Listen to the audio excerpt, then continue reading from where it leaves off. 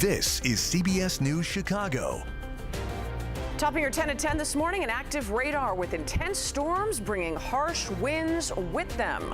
We take a live look outside right now. We've watched darkening skies all over downtown this morning as our storms move ever closer. Thanks for being with us. I'm Marisa Vedra. We are under that weather alert today due to the chance of destructive winds, which are a real possibility with this storm.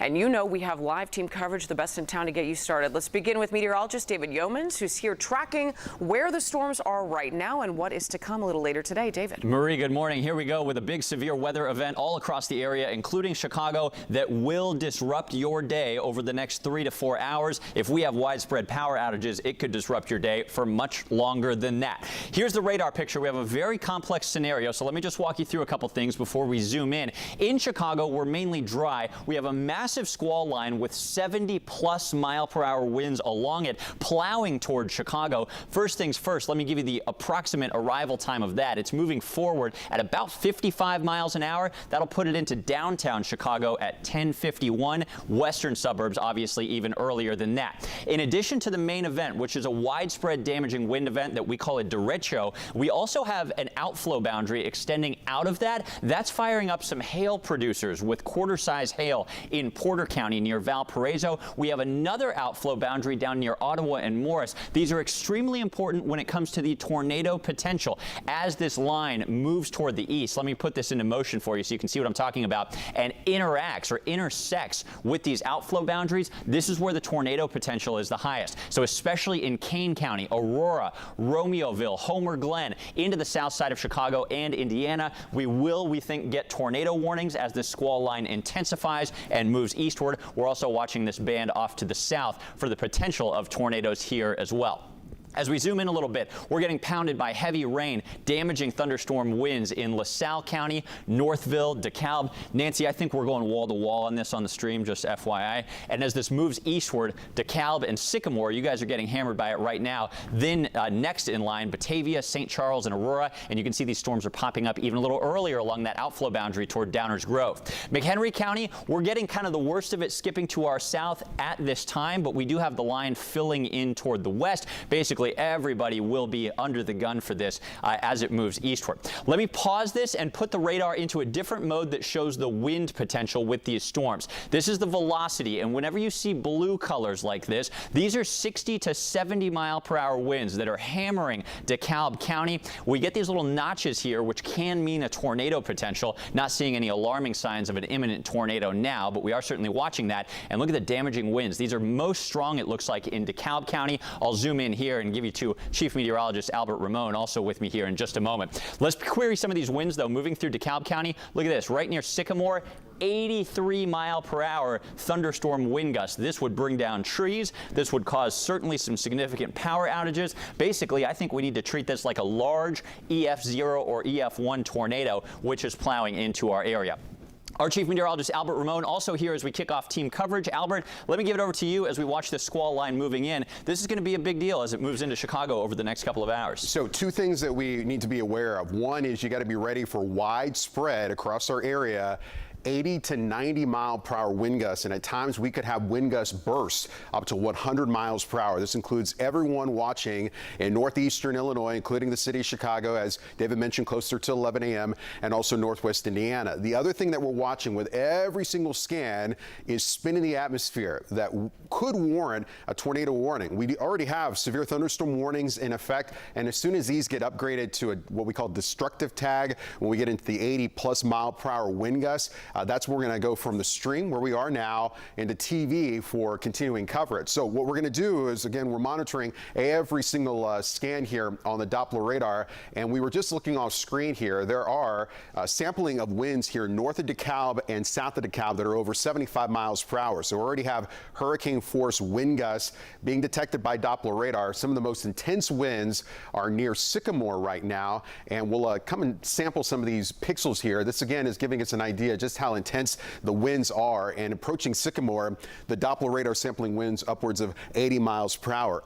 On top of that, it's not just straight line winds, but we're keeping an eye on areas of spin in the atmosphere. This is a look at our shear product. We use this a lot during tornado situations. It's very helpful in these derecho type situations, these straight line wind situations as well. You see this elongated line here. That gives us an idea of these intense damaging winds on the order of 70 to 80 miles per hour right now, but will get stronger. And then where you see these brighter colors in maroon, that tells us where we have even more intense winds, and we'll kind of turn this on. What we're looking at here around Little Rock and Hinkey, we have these little areas of spin, these little vortices in the atmosphere that can prompt tornado warnings. I'm not seeing anything that's screaming a tornado warning coming soon, at least in the next couple of seconds, but we're watching that again scan by scan. Here's northern sections of LaSalle County. We'll turn on our velocity scan. Gusty winds coming into this portion of the area as well, coming into places like Northville with hurricane force wind gust right now. Mendota, we're sampling winds with a Doppler radar, also near hurricane force. So that's what is going on the velocity scan. The other thing we'll keep an eye on over the next couple hours are these little areas of data coming in from the weather computer. And these are algorithms, and if you were watching us back on Sunday night, we were keeping an eye on these little arrows here, and this number in particular. This is the Barron Tornado Index, the BTI. It's a scale between 0 and 10. The higher that number is, the 10, the more likelihood that you have a tornado developing. We have known just through the spring and summer months that when that number gets to around 4.3 or higher, we got to pay close attention for a developing tornado. But right now, these numbers are there. They bear watching, but we're not looking at anything. We'll see how that one just jumped up to a 4. So we're watching it as these storms move into an environment that is a little bit more conducive to tornado development. So let's talk a little bit of what's going on in the atmosphere. And the game plan for the remainder of the morning is that David and myself and Laura Bannon, we're all here for you. We're going to take this on the stream, the duration of these thunderstorms as they march into Chicago, into Cook County after 10:30, into Chicago closer to 11 a.m. So we'll be with you continuously, and we're monitoring to jump on TV as needed with this intense line of thunderstorms. Let's put this into motion. The forward speed of this is off towards the east at around 55 miles per hour. And we'll do a specialized storm track with them. So the leading edge of the worst of the weather, again, moves into Chicago just before 11 a.m. So 10:54, the Loop and Wicker Park and areas of Gold Coast southward to Bronzeville, anywhere between 10:45 and 11 a.m. expect a wall of rain, intense rain, but more importantly, straight line winds. On average, we're going to get wind gusts here in just the next hour, hour and a half across the area between 80 and 90 miles per hour with bursts as high as 100 miles per hour. When we're talking about winds this intense across a large portion of our area, you better believe it, we're going to deal with a ton of power outages. If we remember about 2 weeks ago when we had those damaging winds down here in southern areas of Cook County and Will County that were around 100 miles per hour, we ended up with over 250,000 customers without power. We're going to be in that neighborhood, if not higher, today because this swath of wind is going to be impacting more communities from the western suburbs as it approaches the Fox River Valley, eventually into Chicago, and moves into the Kankakee River Valley and also northwest Indiana. So let's zoom in for you, and we'll do a radar tour again. We'll take this back into live mode. And speaking of the Fox River Valley, Aurora, you've got rain on the increase. You've got gusty winds, though, just out here towards the west of you. North Aurora and Batavia, new areas of thunderstorms developing, what we call updrafts are going on right now. We'll slip on our velocity scan because this will tell us the story of where the worst of the winds are. And if you're watching from central and northern areas of Kane County, we're looking at this ball of wind, which the radar is sampling at times 75 to 80 miles per hour, and that is headed your direction. So if you're watching from Elgin, you've got rain that will be increasing soon, but by about 10:28, so here in 20 minutes, we have potential for wind gusts at hurricane strength, at least 74 miles per hour, but potentially 80 to at times 90 mile per hour wind gusts head into Elgin and South Elgin and Carpentersville right around 10:30. All right, we've got another ball of wind headed towards Elburn here in just the next few minutes, about 6 minutes at 10:15. St. Charles here along the Fox River at 10:23. So again, that gives you an idea of the intense winds that are headed this way, and we'll turn the radar back on. And it's not just a straight line wind threat, but it's also the potential for a spin-up tornado that may give us a tornado warning. All right, so our friend Ricky Kester at the National Weather Service, he's looking at all of this. The Weather Service is on top of this. They're fully staffed. and they're talking about they're watching very impressive wind speeds being detected aloft by the radar just above our heads, and it maybe hasn't fully translated down to the surface, at least according to the latest observations from storm spotters, but they are expecting it to last, though, and the threat is going to increase as this gets a little bit closer to Chicago. David was watching off screen. Right, David, I'll send it to you here in a second, but you're watching, in particular, this area where we have a tremendous amount of instability and also spin in the atmosphere. And what we're concerned about now into about the top of the hour, we may see an uptick in not just these winds, but maybe even tornado warnings that will get issued. So I think these thunderstorms are just starting. We're probably going to see a uptick in intensity, and we got to be real mindful of the spin in the atmosphere that could create tornado warnings here in the next few minutes. You're absolutely right. Let's take a live picture from I-88. This is near Naperville. Beth, is that right? We've got our crews fanned out across the area. You can see our mobile weather lab down here on the south side. This is northwest on I-88. You can see some rain in this area. Our crews positioned through the area, of course. All right, tornado warning. Let's go over to on air, please. Back on weather 4. On air right now. Is this for the Oswego area? This is going to be Fox River Valley. Aurora is included. This is a new tornado warning for Kendall County. We got to go on TV. Yeah. Okay. Let me know when we're on air. Fast as we can, please. Thank you. Okay. Yep. East at 55, David. Good morning. I'm meteorologist David Yeomans here with You're on. I'm meteorologist David Yeomans along with Chief Meteorologist Albert Ramon. We have a tornado warning on the west and southwest side of Chicago that we need to break into your coverage for. If you are in anywhere near Aurora, Plano, Plainfield, Joliet, Bolingbrook up to Westmont, this tornado warning expires at 11 a.m. We need you in your tornado safe place right now. This is part of a larger complex of damaging winds that already has a swath of wind damage 140 miles behind it from Iowa this morning into our far western suburbs right now. And this is what Albert and I were just watching for you off screen on the stream. If you were watching us online on CBS News Chicago, this leading edge of the line now has these little notches on it. Albert, I was just watching this over in the Weather Center. These little notches are what can cause tornadoes in a linear convective system, in a big squall line like this. So not only are we treating this whole thing like kind of a big weak tornado with 70 to 80, even 90 mile per hour winds, eventually making its way into Chicago on the storm line itself, but now we have a couple of these notches that are prompting a tornado warning from the National Weather Service. This shear indicator on our radar can help us clean up what we're looking at and really pinpoint where exactly the tornado is. National Weather Service saying they're watching a focused, persistent area of rotation.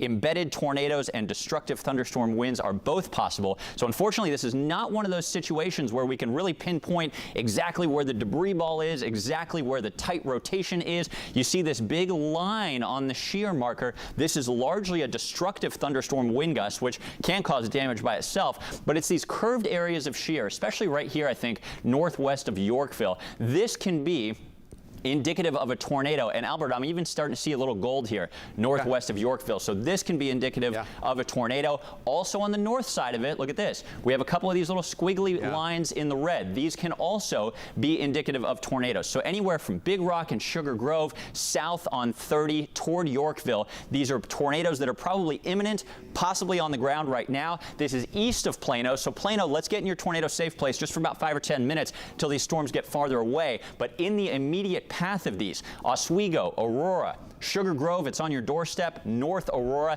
These storms are all moving eastward at a very good clip, about 55 to 60 miles per hour. If we track out the line, that puts it toward the edge of the tornado warning by 10:43 and into the south side of Chicago by about 11 a.m. So these are very, very fast-moving storms. If we highlight back where the tornado warning is, the most concerning area of rotation, back on the storm relative velocity, you can see some of these little notches that are starting to work in from Yorkville all the way up 30 into Sugar Grove. So we'll give you to Albert Ramon in just a moment. I do want to remind you, though, quickly, if you are in this tornado warning and your phone siren has gone off with that annoying loud tone, here's where we need you. Your tornado safe place, likely underground, in a basement if you have one, or if your neighbors have one that you have access to. Whether or not you're in a basement, though, we also want you in the interior most room of your home, apartment, or business. The idea is to put as many walls of protection between you and this outside storm as possible. I'll zoom back out, get you oriented, and give you back to our chief meteorologist, Albert Ramon. Albert, this is just one of likely many tornado warnings that we've been warning folks would happen since yesterday as this line of storms moves in. 85-mile-per-hour wind gusts just reported in Sugar Grove with this line of thunderstorms. So this is confirming to be a destructive thunderstorm. And what the Weather Service is watching, as David was mentioning, persistent areas of spin and this leading edge of damaging winds. So if you are in Yorkville and Oswego, the radar computer is locked on. We have a low-level lock. You see that new cylinder that's popped up. So we have a possible tornado on the ground right now, or one that's going to be developing really soon. And what is going to happen as this line of thunderstorms continues to move off towards the east, we're going to see additional areas of spin that could prompt tornado warnings. So we're going to just analyze all this for you, and we'll storm track this for you. But here we go, Sugar Grove to near Yorkville and approaching Oswego. This area of spin potentially producing a tornado right now that has prompted that brand new tornado warning. This is going to be near the intersection of Highway 30 and Highway 34 near Oswego. If you are watching from Oswego or really anywhere in the vicinity of Oswego, you must get to your safe spot right now. We're talking about lowest level of your home. Basement's always best. First floor if you live in a two-story home, and as many walls between you and the outside. As long as you're in a room without windows, you're going to be A-OK. On top of all of that, whether you're in the tornado warning or not, something to think about right now with this wall of wind coming in is you want to get out of rooms that are westward facing.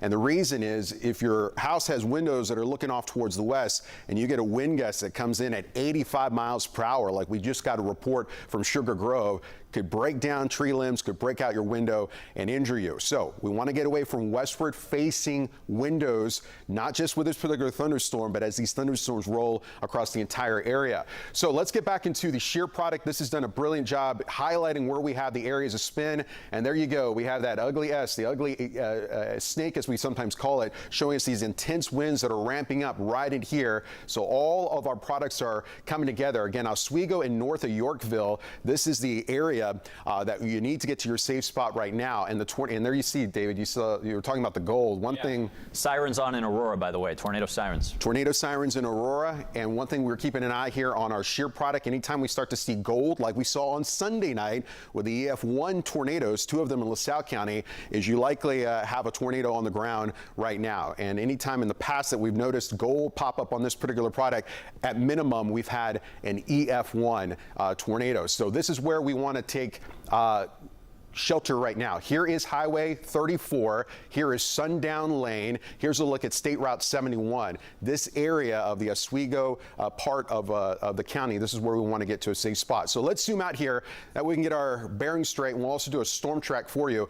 Who else is included in the polygon? Joliet, Lockport, Bolingbrook, Woodridge, Downers Grove, and also again Aurora to Oswego, the Sugar Grove area. That's where we have this area spin, and this is tracking off towards the east at about 55 miles per hour. David's in the Weather Center. What do you got, David? Newsroom has a live camera for us coming from Aurora. I'm curious what this looks like. Let's go to our live camera from Aurora, and it looks like, David, they just issued a destructive thunderstorm warning that now includes portions of the city of Chicago. So a tornado warning in effect for southwestern Cook County, portions of DuPage, Kendall, and Will County. And you're looking live here from Aurora as this wall of wind is rolling on in. And let's keep an eye on this camera here over the next couple of minutes, because I think we're probably 2 minutes away of seeing this wall of wind and rain increase in Aurora, potentially winds as high as 85 miles per hour. David, what are you seeing? I'm just watching the north part of this line. I think folks in northern Kane County heading toward Elgin, Plato, even east of there, Schaumburg, we need to be also ready for a potential tornado warning there. I think just north of the Aurora area, we're also seeing some signs of spin on this line. More tornado warnings, Albert, could be issued any minute. So we're on the lookout for additional tornado warnings. We're also on the lookout for widespread 80 to 90 mile per hour winds, not just isolated, but widespread destructive thunderstorms that are coming on in.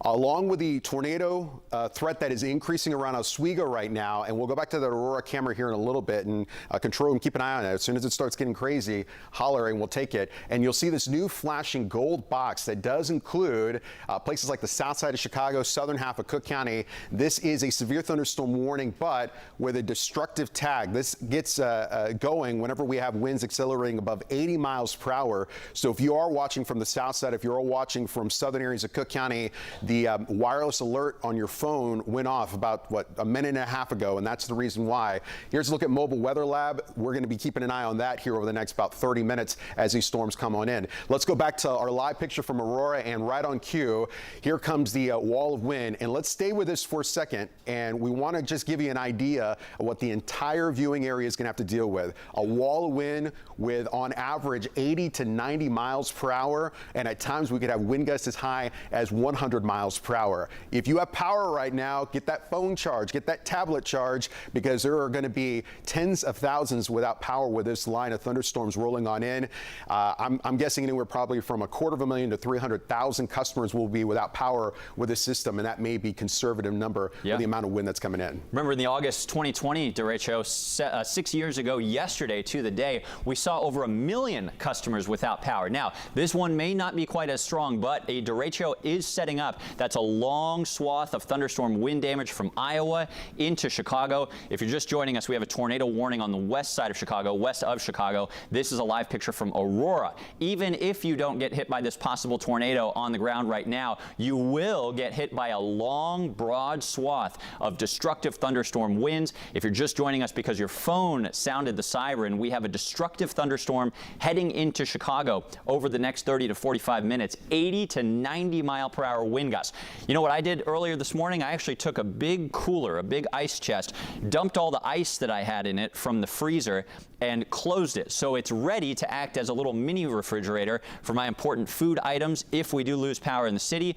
You might want to consider doing the same. Charge your phone, charge your tablet, as Albert said, so you can keep us on the stream. We'll keep you apprised. But if you want to think about conserving your food, being able to, save your baby formula if you're in that situation, let's fill up with the ice that you've got from the freezer. Fill up a little ice chest and have that ready to go just in case we have any extended power outages, which honestly is possible with this type of setup.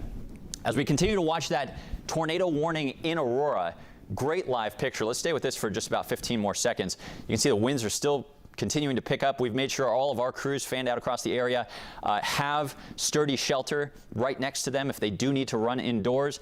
You can see the gusty winds, blinding rain. This is just not a good day to be on the road. So if you have anybody who's outside caught in this, maybe give them a shout, make sure they're okay, make sure they're aware that a possible tornado is heading into the Aurora area. Let me get you back to the weather 4 here as we monitor not only that tornado-warned storm on west of Chicago. Here's the new severe thunderstorm warning south of the Ike for the whole south side into the far south suburbs, and also including places out to Joliet, Lockport, Homer Glen. A destructive thunderstorm with 80 to 100 mile per hour winds is moving in, and you can see this bow echo. This is the area of the strongest thunderstorm winds blasting Oswego, Aurora, North Aurora, Batavia, Geneva. Another area of spin on the north side of Batavia. You guys are actually not included in the tornado warning, but be ready to take your tornado precautions right now if a warning is issued, because, as I mentioned, we're not only watching the spin over Aurora and Oswego, which I'll show you right here on our shear detector. You can see some of these swirly lines of red right there. That's a possible tornado east side of Aurora. Here's another possible tornado right over Batavia and Geneva. But I was just talking about off screen, north of this area, we also need to be ready for possible tornado warnings for Elgin, Bartlett, Bloomingdale, Carroll Stream. On the velocity mode of the radar, you can see well, it looks like it's trended down a little bit for now, but we were seeing a little green next to red up here, which can be indicative that a tornado warning is also imminent in those areas. So back to the radar here. These are the most concerning areas for a possible tornado right now. One right here over Geneva and Batavia, racing eastward into West Chicago and Winfield. Another right over North Aurora and Aurora itself, this one racing eastward into Naperville. Our computer here is actually able to give us an automatic storm track. Let's check this one out. This is a very high indication of a possible tornado, 6.9 on a scale out of 10.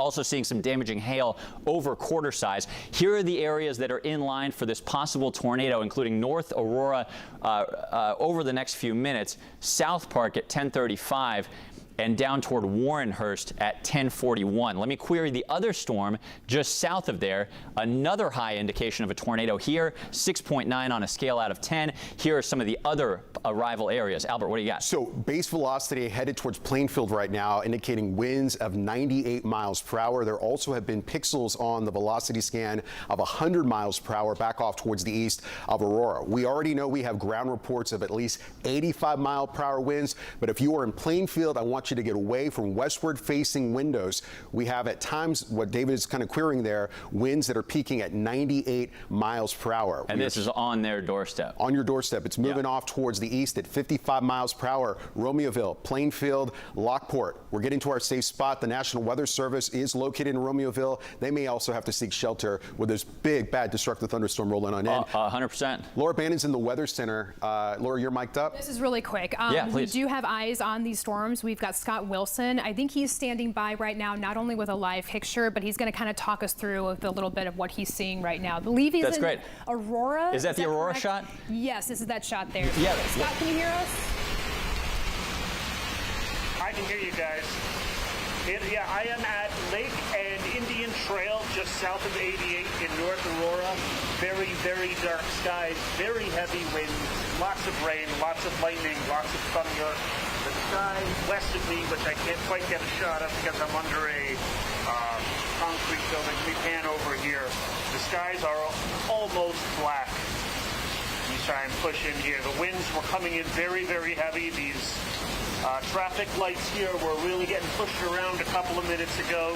Seems like it's not quite as bad as it was, but you can see there is just a crazy amount of rain flooding on the streets here. Let me show you that. You know, the car comes through, but right where you're seeing right now, the road is already flooded.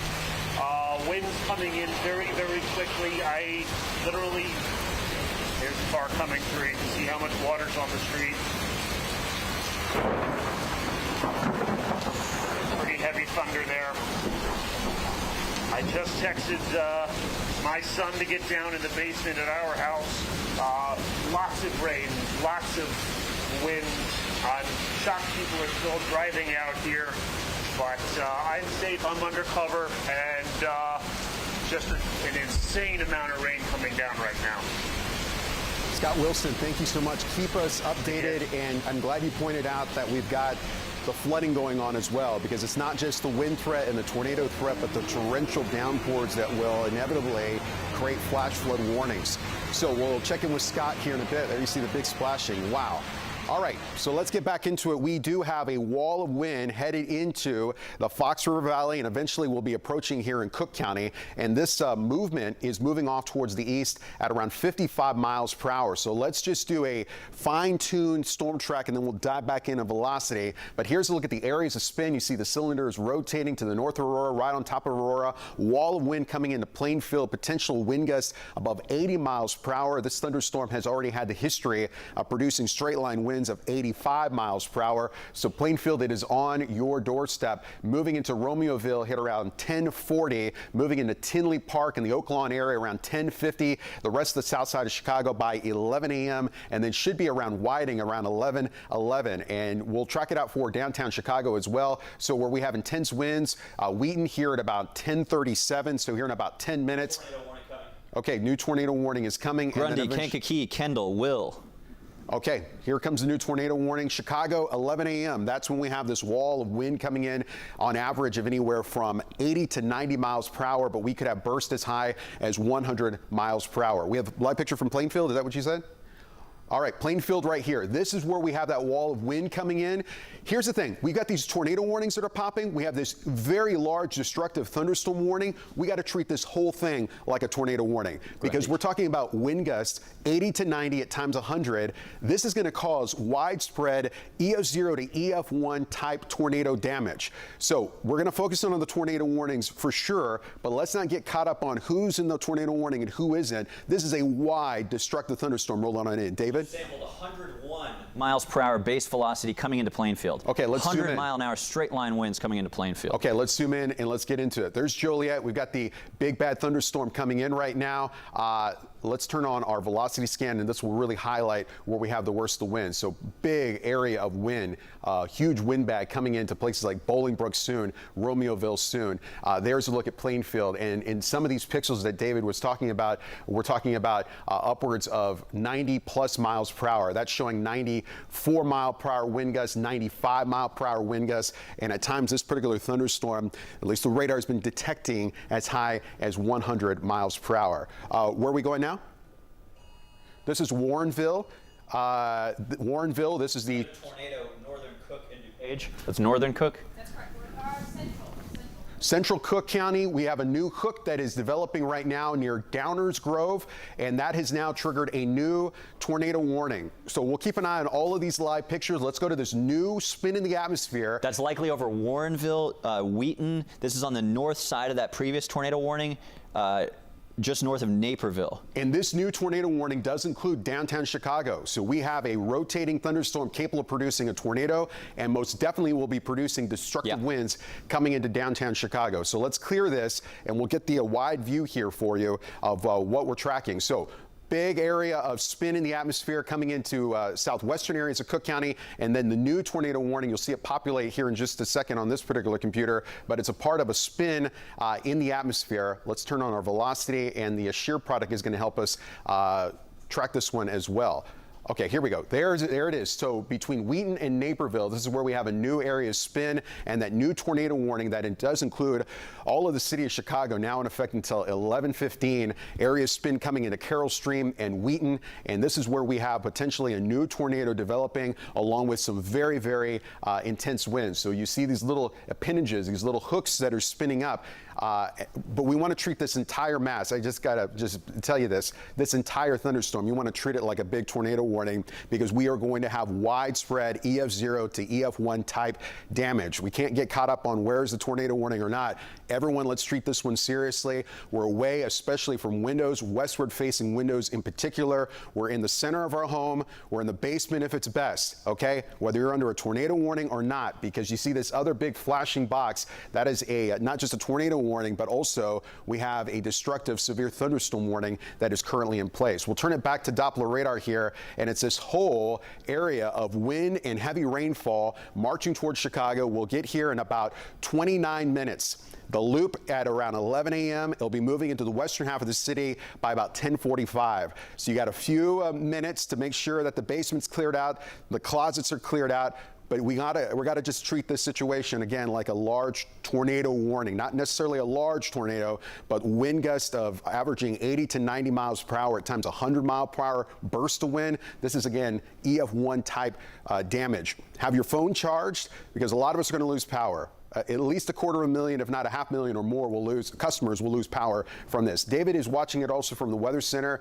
It's a lot of action coming on in, and we're tracking it for you. And there's also additional large thunderstorms that are producing destructive winds. Look at this one, even in LaPorte County. So we're not leaving out our friends that are watching in Northwest Indiana. Yeah, we've got solid tornado warnings, as you can see there, from western suburbs all the way down to Kankakee County. 3 different tornado warnings. If you're on 2, Laura, do you mind zooming out for me just a little bit?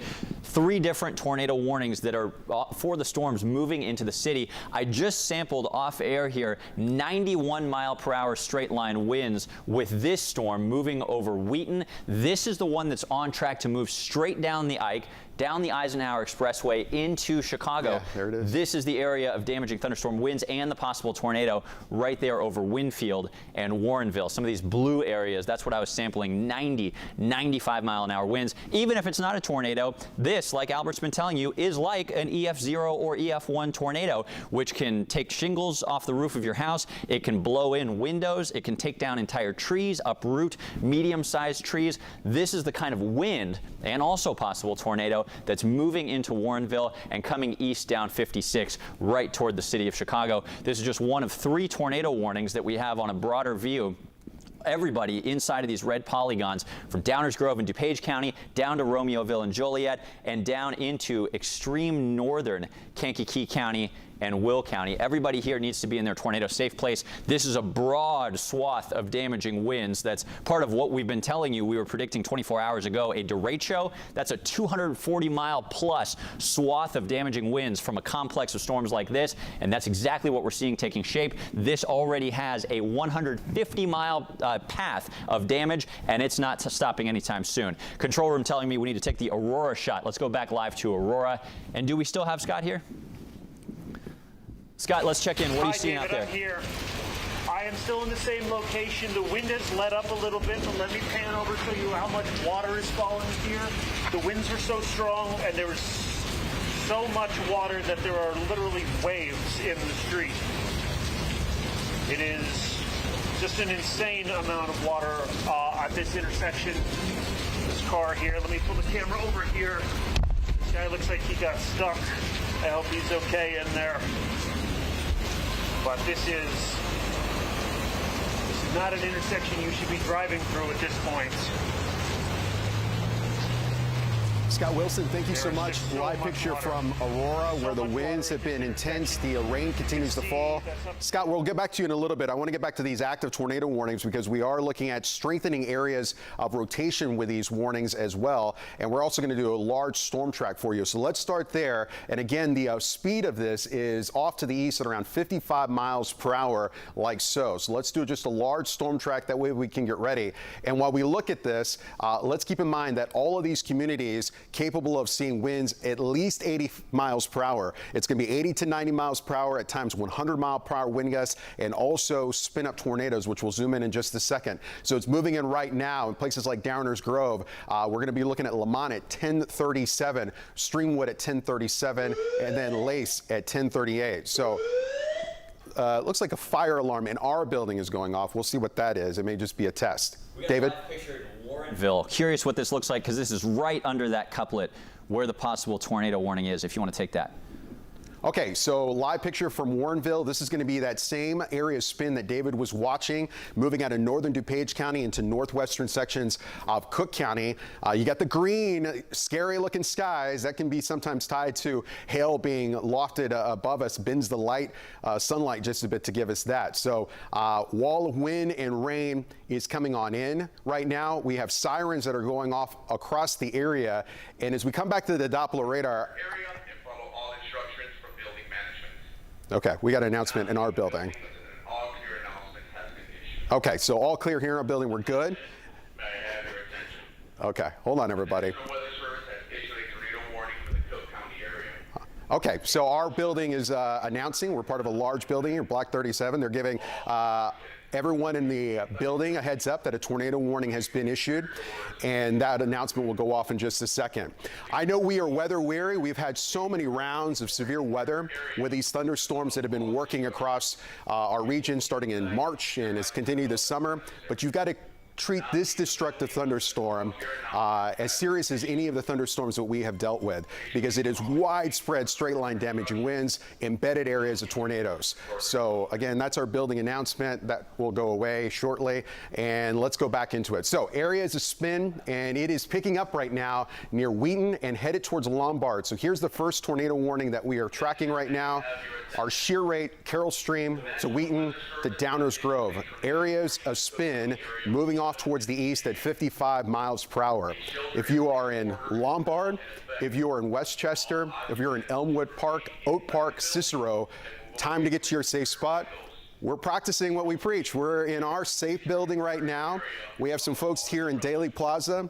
Time to get to a safe spot, you all. We have a line of thunderstorms capable of producing destructive winds and also tornadoes. So that is a look at the first tornado warning that we are tracking. And I'll take this for you. And where this thunderstorm will be in Brookfield at 10:50, Cicero at 10:55, and then moving closer to places like Chinatown and the South Loop at 11:02. So 11 a.m. is going to be the prime time for the worst of this weather to reach the loop. And if you're watching from the loop, it's going to be here at 11 a.m. It's time to get to your safe spot. You got less than 20 minutes at this point, and it's going to be even quicker than that here in the western portion of the city. So that's a look at tornado warning number one. Let's come into tornado warning number two. Wall of wind, new area of spin here near Crest Hill, new little pinnage near Romeoville, new little pinnage near Bolingbrook, any of these little spins can produce a tornado, but this entire thunderstorm has had the history of producing wind gusts upwards of 85 miles per hour. And there are some indications of the data that we could have winds that could accelerate as high as 100 miles per hour. This is a number that we keep an eye on very, very closely. It's a scale from 0 to 10, what we call the Barron Tornado Index. It's 7.2. That is high. And that's why we are on air right now for this destructive thunderstorm that is coming on in. And we'll turn the radar back on, and we'll come into Will County, Manhattan, into Manteno and Peotone. We have destructive winds coming in for your area and also a tornado warning for you. We'll take a look at the velocity scan, and then we'll take a look at the shear product. And there are several areas of spin, and like we were talking about a couple of minutes ago, doesn't matter if you're under a tornado warning or not. You got to take this one seriously. Get away from westward facing windows. Let's go back to Plainfield. You said so. The worst of the thunderstorm has made its way off towards the east of Plainfield, and you see kind of the signal there. There's going to be obviously weak cell service of the video coming on in, but this is kind of the backside of this intense thunderstorm. You see the trees down, and this is going to be the theme, David. Trees down, bring power lines down, going to knock out power for a lot of us here in the Chicago area. David's in the Weather Center as we watch these thunderstorms roll on in. What do you got? This is it. We've had a number of damaging wind events this year in the city, right? Those were not as strong as what's coming into Chicago right now. I know we've been focusing a lot on the tornado warnings down in Will County, heading into the south side and the far south suburbs, but the part of this storm right here in DuPage County that's moving due east into the city of Chicago has at least one, possibly two tornadoes on it right now, indicated by our velocity. And also, even if it doesn't have that, numerous private weather stations indicated by the National Weather Service are measuring confirmed 80 to 90 mile per hour wind gusts in this area as it blasts into Chicago. The damaging wind events we've had, mostly in the city, which produced prolific power outages, some for days on the south side, those were 70, 75 mile per hour, still hurricane force winds. These are stronger. The possible tornado right here over Downers Grove, you guys need to be underground or in the interior-most room of your home or apartment or business. Just north of there, we have another potential tornado right here over Milton. And if you look east of here, it only gets more and more populated. We have 15 million people in our area under a severe thunderstorm watch for the possibility of tornadoes, for the possibility of 85 to 100 mile per hour wind gusts. And now we have millions of folks, including the city of Chicago, under tornado warnings. We need to take these very seriously. Albert, I think these are the strongest storms that we've seen this year in the city of Chicago. Yeah, it's widespread wind. We're going to have so many without power, so many trees down, and you were just looking at the velocity scan on your display, David, and one thing that's really concerning is around Lockport and Mokina, a wall of wind here. There could be some really intense winds, at times 80 plus miles per hour. So headed into Homer Glen and Orland Hills and Oak Forest and Tinley Park, just minutes away for some really intense winds that are coming on in. Let's sample some of these winds, and we're talking about hurricane force winds, and these could be even stronger at times. And this is moving into an area that is more even conducive to severe weather, very unstable atmosphere, especially from Chicago southward, with additional tornado warnings that will be possible. This is the location of Mobile Weather Lab, and Nancy, is that Mobile Weather Lab there? Warrenville. Okay, whenever we can get Lauren Victory on the horn, let's get her hooked up, and because I do want to talk to her. But here's the thing for our crews as well as also from you at home, we shouldn't be on the roadways with this one, right? We're going to have intense winds, especially on the north to south roadways, intense winds that, in particular, high-profile vehicles of SUVs and 18-wheelers can tip over. So Lauren Victory is right now in Mobile Weather Lab, and Lauren is locations right there near Burbank. And Lauren, you and your photographer, whoever's out there with you, want to make sure we're getting into a safe spot, and we're pointing the nose of the Mobile Weather Lab to the due west. That way, when these intense winds of potentially 80 to 90 miles per hour come on in, that we're safe. So let's go to Lauren Victory. What are you seeing? And we'll be checking in with you a lot as the storm is just minutes away from you. Good morning, Albert. Yes, thank you for all those warnings. We've been listening to you for the last hour, and certainly our phones have been going off with lots of alerts. There's like 4 phones between us in the car that have been buzzing and ringing. We are on our way. We were going to go to Midway to give you a vantage point there, and then as these alerts started going off, we just heard the tornado sirens in the Chicago area. We decided to pivot, and we are headed to Chicago Ridge Mall, where we know there's a big cement structure there that we can hunker down and hopefully be safe. But right now, what's going on outside, the rain started started falling around 10:30 within Chicago city limits. As I mentioned, the tornado siren started going off. Wind, we haven't seen much wind yet, but obviously we know it's coming. And one thing that we wanted to point out that we did see earlier today, this morning, before any of the weather started moving into the Chicago area, is there are a lot of spots here in the city where there are tree limbs, tree branches, debris that are piled up from those previous storms, and we think it's going to be a pretty big concern and a possible hazard that those pieces of debris will go flying around once the storm rolls in just a few minutes here. This is David Yeomans. I'll take it from here. Thank you so much, and do be sure to get to that safe spot pretty soon. What Albert was just talking about, facing the nose of the vehicle into the wind, if you are caught in a car in this, that's actually because cars are designed to where the windshield is the strongest window on the vehicle. Not the side windows, not the back windshield or back window, but the front windshield is the strongest, and that's designed to take impacts if, worst case, it needs to. That's why if folks are unable to find sturdy shelter, which is, of course, the premium, that's what we would prefer, you can point the nose of your vehicle into the wind, park, pull off the road, and you will likely stay safe that way. Albert has an adjusted storm track here as this squall line of damaging winds moves into the city, and you can see some of that from Lauren's shot. It looks like maybe a little shelf cloud there in the distance. These are really, really powerful storms, Albert. Yeah, so when Lauren sees that scary lowering cloud get closer to her, that's when those winds are going to ramp up. Here's a brand new storm track on the weather computer for you, with this line of thunderstorms moving to the east at 55 miles per hour, moving into O'Hare at 10:52. So you better believe we're going to get ground stops at both airports, and this is going to impact travel.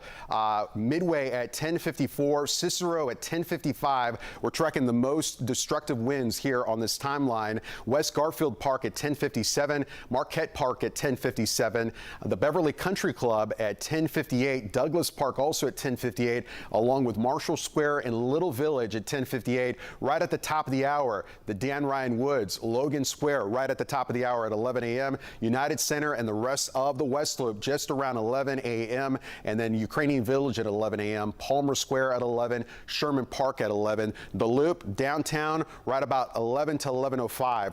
Get ready for winds potentially as high as 85 to 90 miles per hour. And we can't rule out bursts of wind as high as 100 miles per hour. Downstream.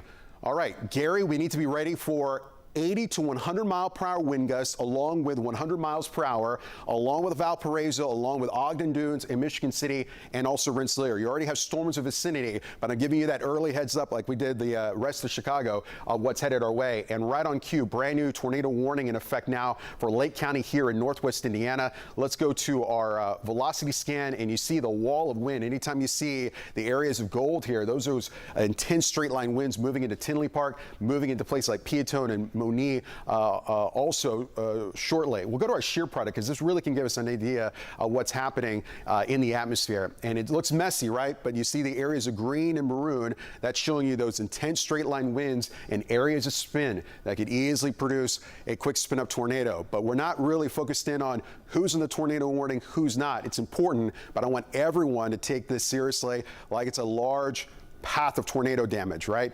Anytime you're dealing with winds on the magnitude of 80 to 90 to at times 100 miles per hour, you're going to get widespread EF0 to EF1 type tornado damage. So that's why we're in our safe spot with these thunderstorms coming in.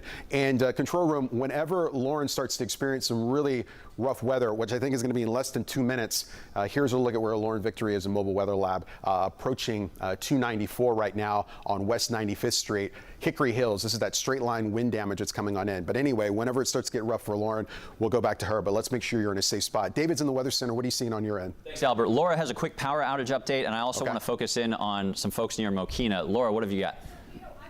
Over here, I've got the power outage map listed, and as those storms exiting, naturally, when that happens, that's when we start getting a better idea as far as the damage goes and the power outages. So those storms over into LaSalle County, initially just about the top of the hour, there was only about a dozen power outages. That number has really increased, over 5,000 power outages over toward LaSalle County. And what I'm noticing on this map here, every time I do a refresh, we're starting to see more pockets and more power outages outages. So it's really giving us a good indication that not only what we're seeing and what we're talking about here in terms of the wind and the strength here, it is causing a lot of power outages. So again, if you're in Cook County and you're watching us right now, we do have those thunderstorms, but also we're just treating this as a big line with tornado warnings, which we're seeing in some areas of rotation. So it is, again, power outages is likely coming. So make sure you've got that power bank. If you've got one, plug in your phone. Make sure you have a way, again, to stay charged for those warnings to get sent to your phone. Also, good heads up, David, for folks over in Northwest Indiana. Yeah, Laura Bannon, who's been tracking these storms all morning. Thank you, Laura. We've got some folks outside of our downtown studio here with kids. Albert Ramon advising them to seek shelter soon. We're in the loop also under this tornado warning. We're going to go back to Albert on those tornadic circulations just west of Chicago, but let's hit Weather 2 in the Weather Center with Laura, monitoring the power outages, but also watching this area of just destructive thunderstorm winds. To get you oriented, this is southwest of Chicago. There's Harvey, there's Chicago Heights on the far south side. This massive area of thunderstorm winds. This is a big bow echo, kind of like an archer is pulling their bow, and this is where the strongest winds are pushing the front of the thunderstorms out. These yellows and oranges, these are incredible winds of 80 to 100 miles per hour, hitting Frankfort right now, hitting 45 north and southwest of Frankfort. If you're in this area, we need you in an interior room of your house, preferably underground. This, just like Albert's been telling you, is like an EF0 or EF1 tornado, except it's 50 miles wide and it's impacting tens and tens of thousands of people, even in these more rural parts of our area.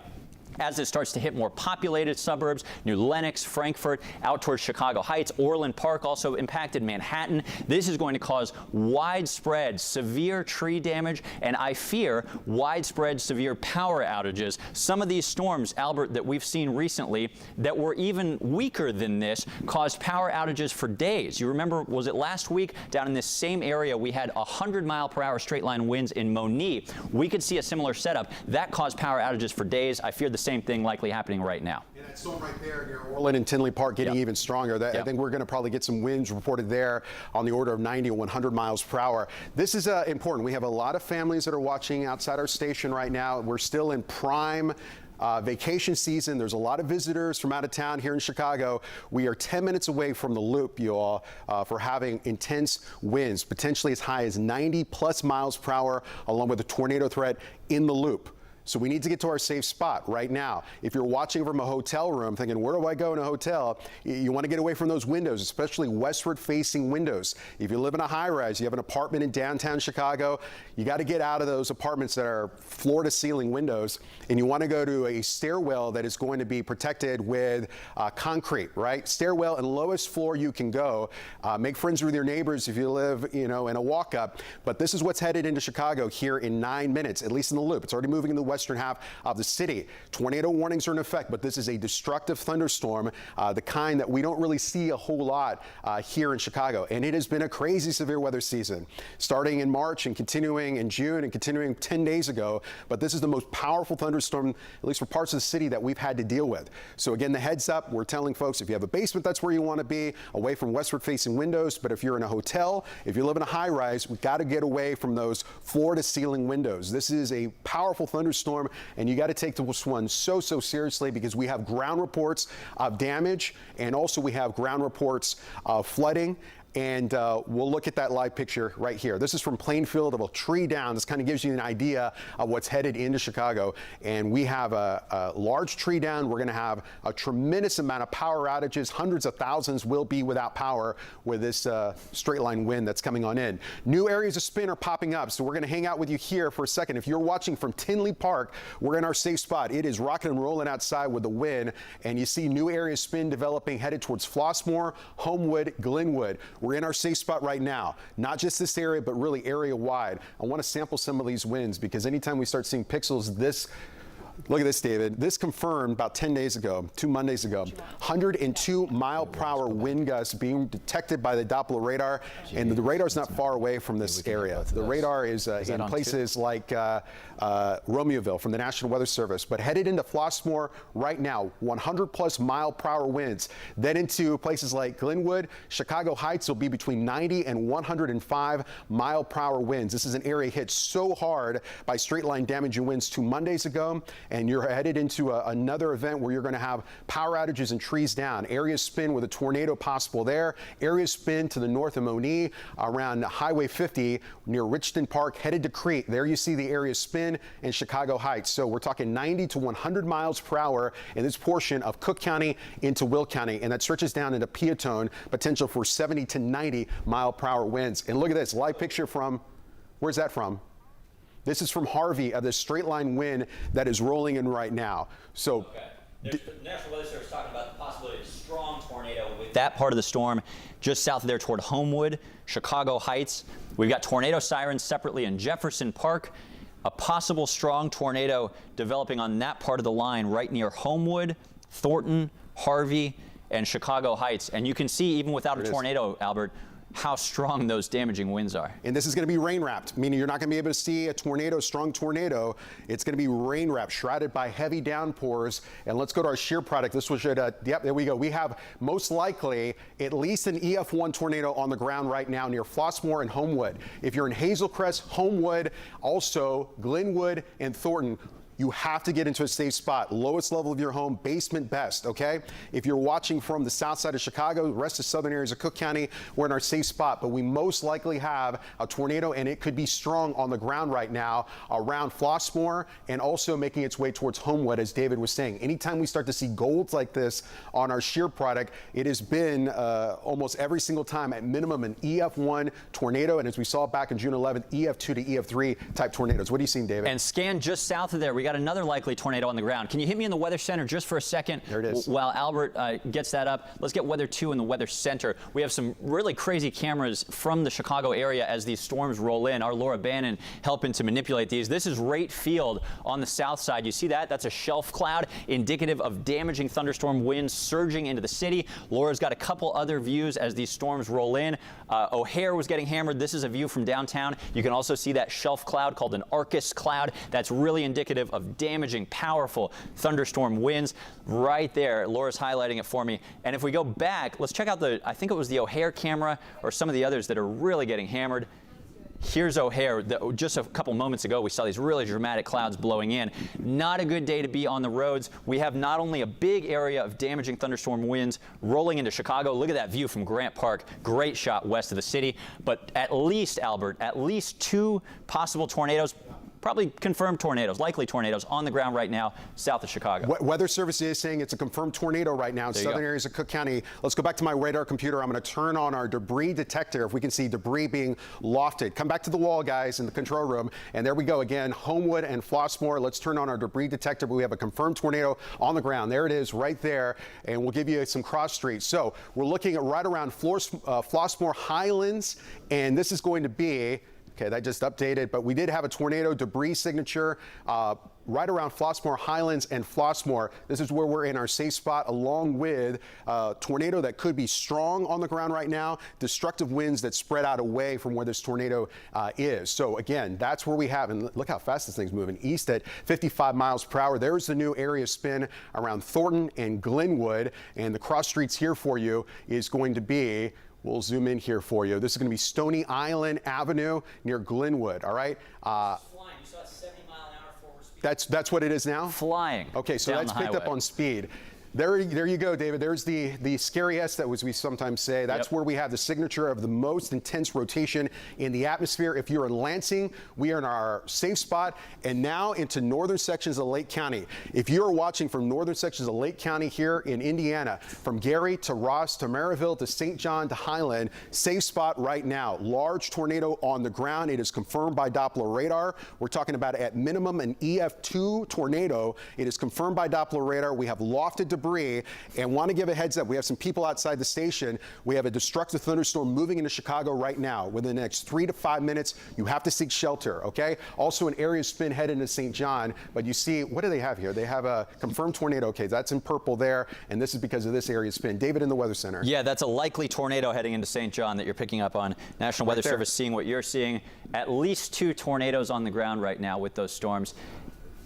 Okay, there's a look at, thank you, David. Yeah, there's a look at tornado number 1 headed into Howman and Calumet City. Here's tornado number 2 headed into St. John, Crown Point, but it's all of Lake County and here in southern sections of Cook County and also the northeastern sections of Will County. We're in our safe spot with tornadoes that could be large and dangerous on the ground right now. Let's come back to Doppler radar.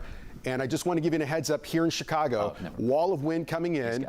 Straight line damaging winds. He's got it. Gosh, we get some big time winds near Cicero, David. I just want to give folks a heads up here. Headed into Bridgeport, we could have winds at least hurricane strength, if not higher than that. Yeah, so we're well into the severe weather range of these thunderstorms headed into the south side of Chicago right now. We'll just take a quick peek at shear product. And we have an area spin here, and that's why this tornado warning remains in effect. But we have an area spin moving into the south side of Chicago. If you are in the city of Chicago, we are in a safe spot. We're not outside. We're away from windows, especially westward facing windows. An area spin also being picked up here right along the Dan Ryan near Evergreen Park and getting a little bit closer to the Dalton area as well. But the worst of this weather, we'll say it again, and there you see it lit up, is Glenwood to Thornton. I'm going to drop the cylinder just to kind of clean this up just a bit, but that way we can kind of give you an idea of what's going on. So this is a thunderstorm that is at times forward speed at 30 to 50 miles per hour. It was moving quite quickly there just a few minutes ago. We'll clear that out and let's come back and take a look at the velocity scan because that has been so important. 111 on base velocity. With this storm that we're watching right now? Not even with the tornado. This is a 40-mile wide, 100+ mile per hour wind swath that's moving through the south suburbs with those embedded tornadoes. So everybody, 113, everybody, even if you're not in the tornado warning on the far south side, far south suburbs, you need to be in your tornado safe place right now. That's like an EF1, EF2. Yeah. And it's only getting stronger. You see it now increasing here in the western sections of Lake County in Indiana. It's a straight line wind and it's a tornado threat. And our debris detector just about 5 minutes ago did detect lofted debris. I'm not seeing that at the moment.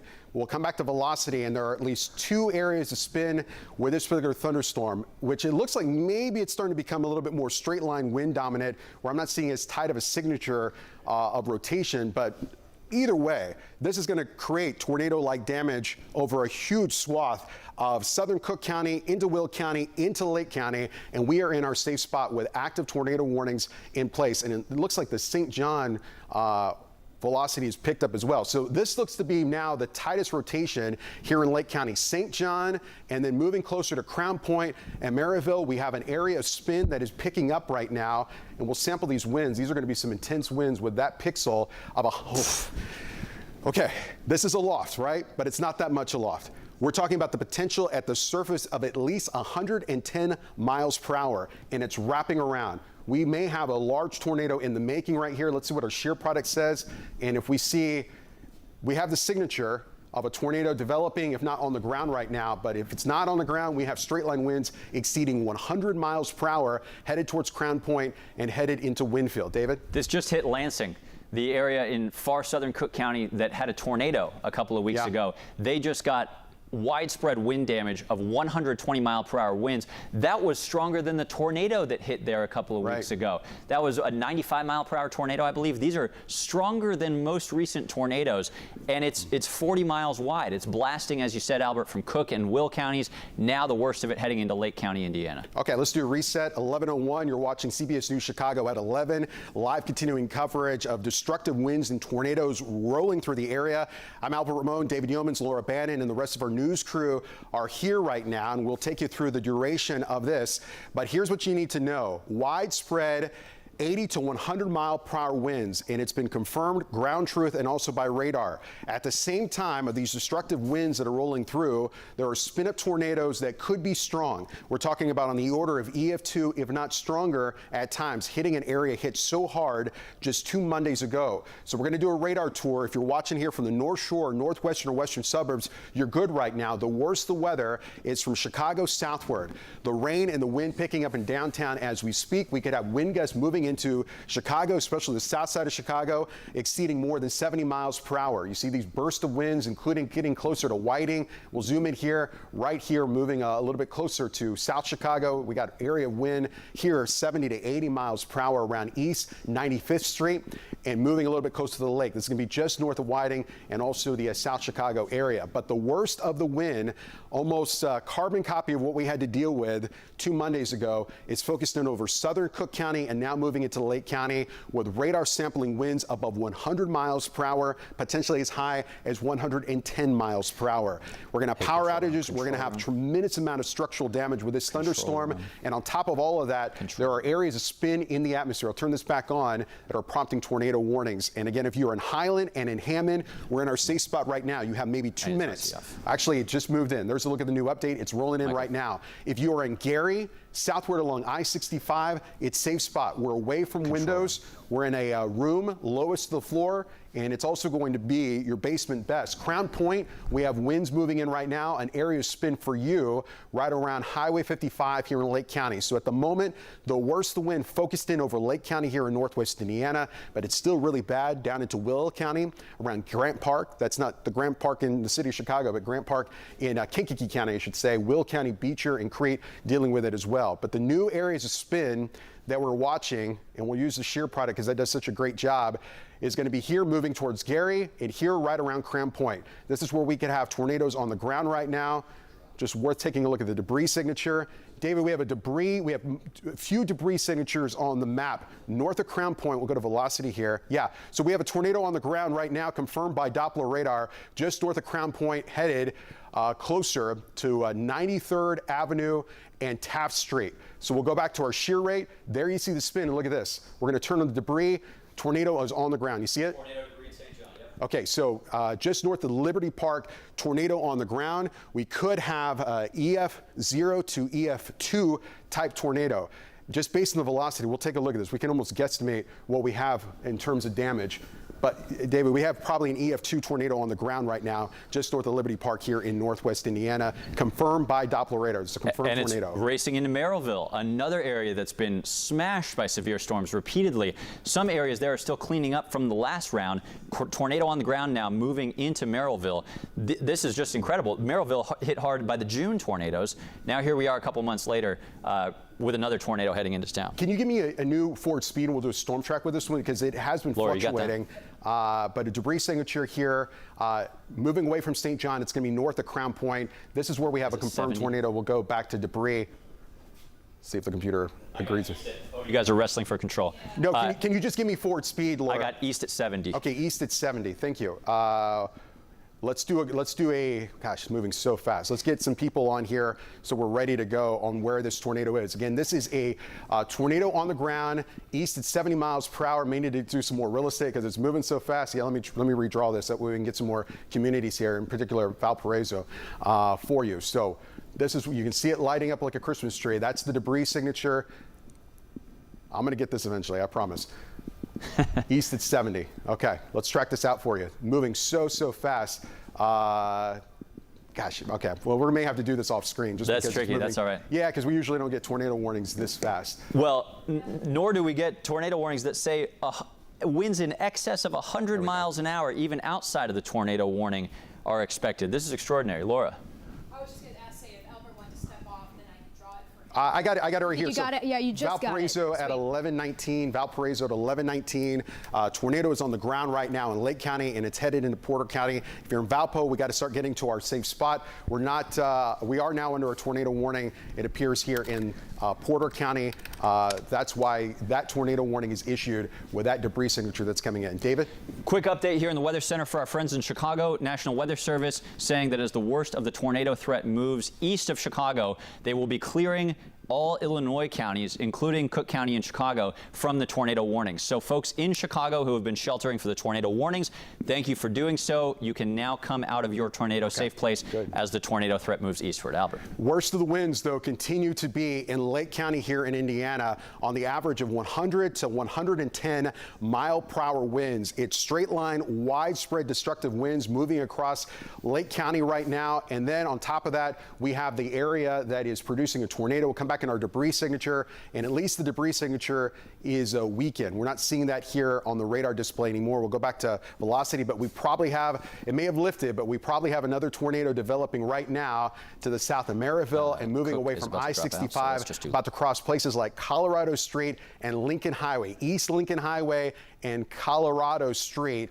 just outside of Maryville and here towards the east of I-65. Tornado possible here. Come back and look at our shear product and it'll match up. There you see it. So this is what it's going to happen. It's going to be straight line, widespread destructive winds, and at times you're going to get these quick spin-up tornadoes. We'll come back to velocity scan and go down towards the south, moving away from Lowell right now, intense winds. But at least at the moment on this new scan, David, it's not nearly as bad when it comes to tornadoes, but it's really bad moving into Gary right now in terms of straight line winds. Again, radar sampling over 100 miles per hour moving into the south side of Gary. Have you ever seen storms clear our viewing area from west to east in under 2 hours? That's how fast Because these things that's are. about to happen. They came into DeKalb County at about 9:30, right, with Laura Bannon on the air. Now they're already the worst of it in Porter County. And then they're in LaPorte County, and then they're out of here. So pretty incredible. Control room, if I could, just for a second, can you punch up the Daly Plaza camera, the one outside Daly Plaza? We're seeing some heavy winds and heavy rain moving into Chicago. As I just mentioned, though, if you're watching from Chicago, as millions of folks do live in the city, we are being cleared from the tornado warning any moment. We've got some bad rain, some gusty winds, still a severe thunderstorm warning in effect, but tornado warning imminently dropped for the city of Chicago. So good news there.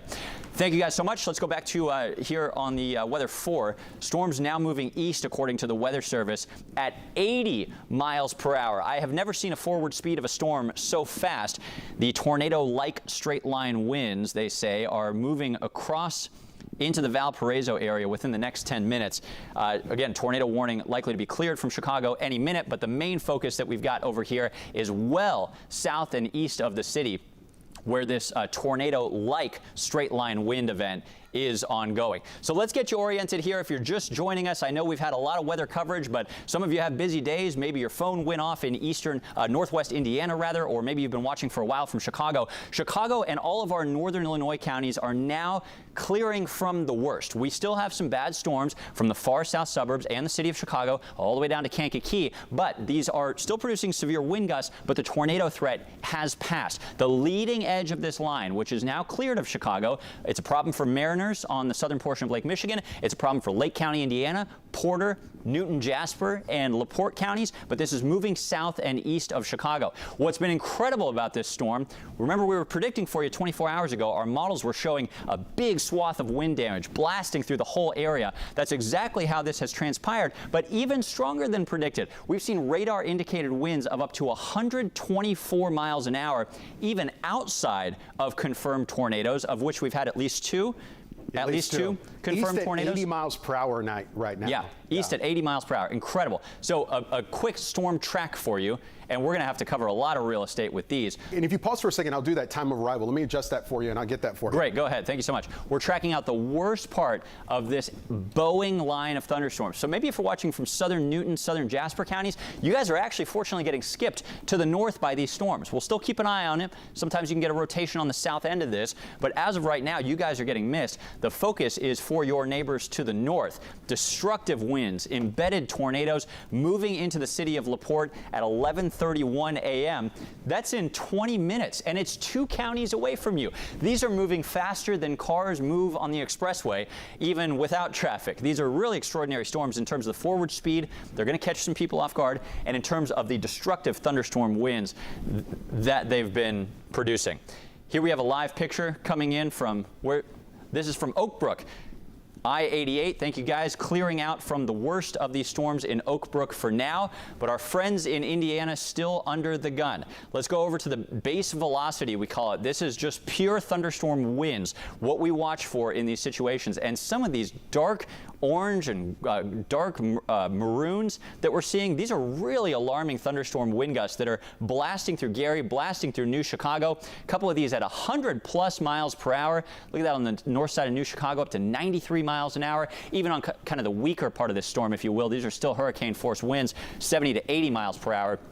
Down behind it in Gary, 105 mile per hour winds sampled by radar. This is just like an EF1 tornado, except look at the scale of it. I mean, it's really incredible, the scale of this thing that we've been seeing. You can see the leading edge of this right here. Destructive thunderstorm winds racing eastward out of Lake County, Indiana now, moving into Valparaiso over the next 15 minutes. Very, very, very fast moving. Tornado warnings, if you're just joining us, have been dropped now officially from the city of Chicago, or that should at least happen imminently. I still see it on our maps, but Weather Service told us about 10 minutes ago they were going to drop that. Now they're in effect for eastern Lake County, Indiana, and for Porter County, Indiana. Underneath that, we've got destructive thunderstorm warnings for Newton and Jasper counties, but this is really the main concern. Now, let's talk about the possibility of tornadoes. This is showing you the damaging swath of thunderstorm winds, which will be the most impactful in terms of population today. But if we switch this over to the special storm relative velocity, you can see a little notch here. Southwest of Hebron, that's a possible tornado. We got another notch right here, or a couple of them, just south of Hobart. And there's another big swath of damaging thunderstorm winds, but no imminent tornadic rotation moving into Portage and Ogden Dunes. Look at some of these velocities near Lake Station, Ogden Dunes. Basically what this tells me, we don't have any super strong indications of tornadoes on the ground right now with this part of the storm, but we absolutely have an epic thunderstorm wind event going on. Here we are in New Chicago up to Lake Station, 107 mile per hour, 115 mile an hour. Probably just as strong over here, 109 miles per hour. I mean, you can go your whole meteorological career without seeing one thunderstorm this strong. And here we have it that blew through the south suburbs of Chicago, blasted through our friends in northwest Indiana. Let's just check the shear rate to make sure we don't have any imminent tornadoes with this part of the line. Hebron, that's thunderstorm wind damage. Valparaiso, this straight line on the shear rotation detector, that's indicative of thunderstorm wind damage, which will be as powerful as some tornadoes, but no indications of a strong tornado there. We're seeing a little curvature to this red part here near Portage. This is a possible tornado that's moving toward Chesterton. So nevertheless, you know, as we've been saying, even if we don't have signatures of debris being lofted in the air right now, we all need to be in our tornado safe place in the path of these destructive thunderstorm winds. Albert. National Weather Service saying potential for winds as high as 120 miles per hour with this thunderstorm that's moving into places like Indiana Dunes. So if have you ever seen that before? No, not even when I worked in Texas. You can see the new tornado warning now extended into LaPorte County. If you are watching from Porter County, Valparaiso to Ogden Dunes into LaPorte County, we have to get you to a safe spot. Both David and I and Laura, we've never seen winds this strong being detected on Doppler radar outside of hurricanes. Yeah. Okay. Potential for 120 mile per hour straight line winds and also embedded tornadoes increasing now in Porter County and headed into LaPorte County here in northwest Indiana. You have to get to a safe spot. Yep. And by safe spot, away from those westward facing windows in particular. 100%. Quick math shows that we've got at least 20,000 customers across northern Illinois, northwest Indiana without power. No doubt that number will be surging. Look over the past hour. That's a classic derecho. Long path of thunderstorm wind damage with that bowing of the front of the line. We were talking yesterday how we had the worst thunderstorm event in the history of the lower 48 of the U.S. 6 years ago, yesterday to the day, in August 2020. This, I fear, may be in some ways as impactful. That one had up to 140 mile an hour winds in Iowa, but these winds in our area today, Albert, could be stronger than what we saw back in that August 2020 event. So we'll go back here on our friends in northwest Indiana who are being most severely affected. As far as the tornado potential from a meteorological standpoint, I'm watching where this line of thunderstorms, the bow echo, meets this appendage, this outflow boundary. Right where these intersect is sometimes where you can get the most easy rotation in the atmosphere. And let's just double check that that's likely where we're seeing a little bit of it. Again, tornado warnings continue for Lake County, Indiana, Porter County, and now LaPorte County. Go to your tornado safe place now, please. As far as the actual tornado signatures, we do have a concerning rotation on the east side of Portage racing into Chesterton. Valparaiso, we need to act like this is a tornado, even if you might get lucky today. 120 mile per hour straight line winds blowing west to east. Winds like that can flip and derail a train that's loaded. I mean, these are incredible thunderstorm winds. One more time. Okay, Michael, let me know if you need me. New thunderstorm, new radar scan here coming in, still showing really destructive thunderstorm winds heading into Porter and Chesterton. On the south side of this, we got a couple small areas of rotation down in Jasper County, but no strong indications of a tornado on the ground. Albert, we're going to keep watching this though, because right over Valparaiso, possibility of another little notch. As we've seen today, these tornadic rotations can form just as quickly as they dissipate. Well, you mentioned this a few minutes ago. It's incredible that in probably 20 to 30 minutes, we're going to be severe thunderstorm free. Yeah, it's just how for fast, the day, how fast these thunderstorms are rolling. So let's recap. We have the potential for 100+ mile-per-hour wind gusts moving through northwest Indiana right now, especially Porter County and LaPorte County, but we're also looking at northern sections of Jasper and Newton County. The storms are continuing here in Chicago, but the severe weather threat has now moved offshore. So we want to give the all clear. If you had been sheltering in place in Chicago, we want to give you the all clear that you can come out of your shelter. We still have thunder and lightning and downpours. If you do have to go out and about, watch out for flooding. We had a lot of rainfall coming in, especially the low areas where the water collects, the sides of the expressway, the aqueducts.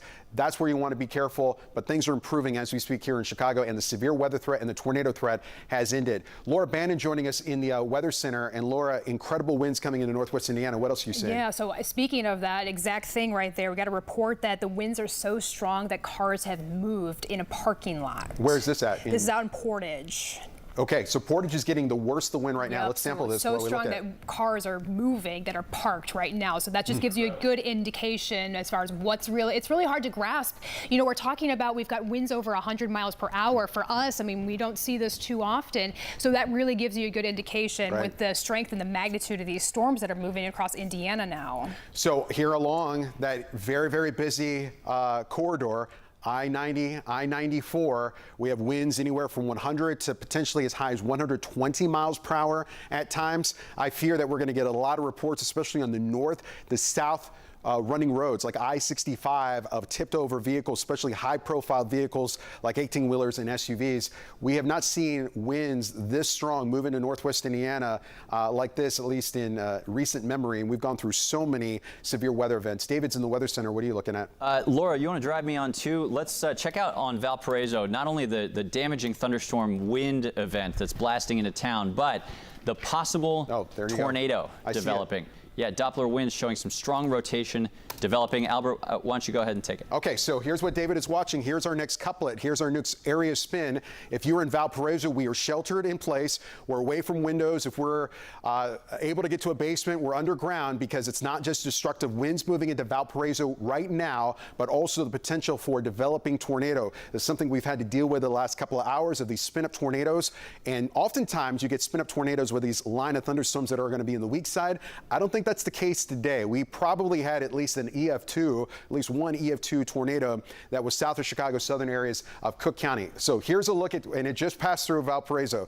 This thing is moving eastbound at 80 miles per hour. So Valparaiso, you're stuck in the wind. We're still sheltered because we have intense winds. But if we are in Westville and also LaPorte, we are watching this thunderstorm, not only for the destructive wind threat with gusts potentially as high as 100 to 120 miles per hour, but also areas of spin on the Doppler radar. And we'll go back to our shear product, and that kind of highlights where we have the most intense winds right along I-90, 94, northern sections of Porter County, Michigan City, Long Beach, LaPorte, Kingsbury, Westville. We are all on alert. We are all headed to our safe spot. This storm will be severe, and it is headed your way. You're under a tornado warning right now, but this is the immediate danger on the Doppler radar. We'll come back south because I don't want to leave out our friends that are watching in Jasper, Newton County, and I just want to get a peek at the winds here. We have a destructive thunderstorm moving through Lake Village right now. Lake Village, we're always watching it for you after what has been a really rough, severe weather season for you. The damaging wind threat is beginning to move off towards the east and southeast of you,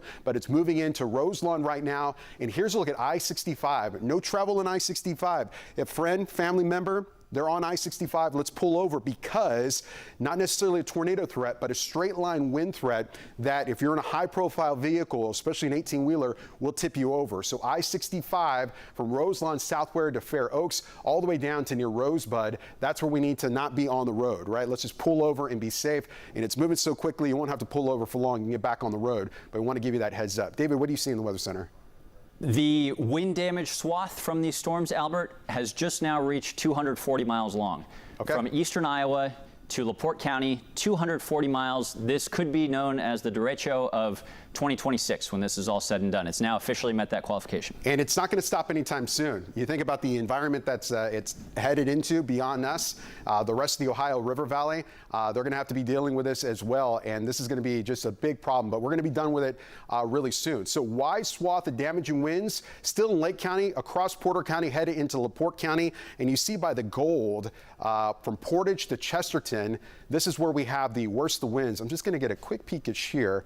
Something caught my eye. There could be a little bit of rotation, but either way, whether there's rotation or not, it's one of those days where it's a destructive thunderstorm and we're sheltered in place with this thunderstorm. And this is probably the strongest this storm has been all day. And you see some of these pixels here that we're querying, showing the potential for over 100-mile-per-hour winds embedded here in northern sections of Porter County to the south of Ogden Dunes and headed into Michigan City shortly within the next 3 to 4 minutes headed into Michigan City with a forward speed at 80 miles per hour, but widespread damaging winds here in northern sections of Porter County. So we'll clear that. And the other thing that we're watching are these little arrows. This can kind of give us an idea of an uptick in rotation. You'll remember about 40 minutes ago, this number was getting into the 7s. It's a scale from 0 to 10. The higher it is to 10, the more likelihood that you have a tornado on the ground. It's low at 2.6. So we're going to keep an eye on that right now, but it's a widespread severe weather. Look at these little hooks here. These are new areas of spin that are starting to get going.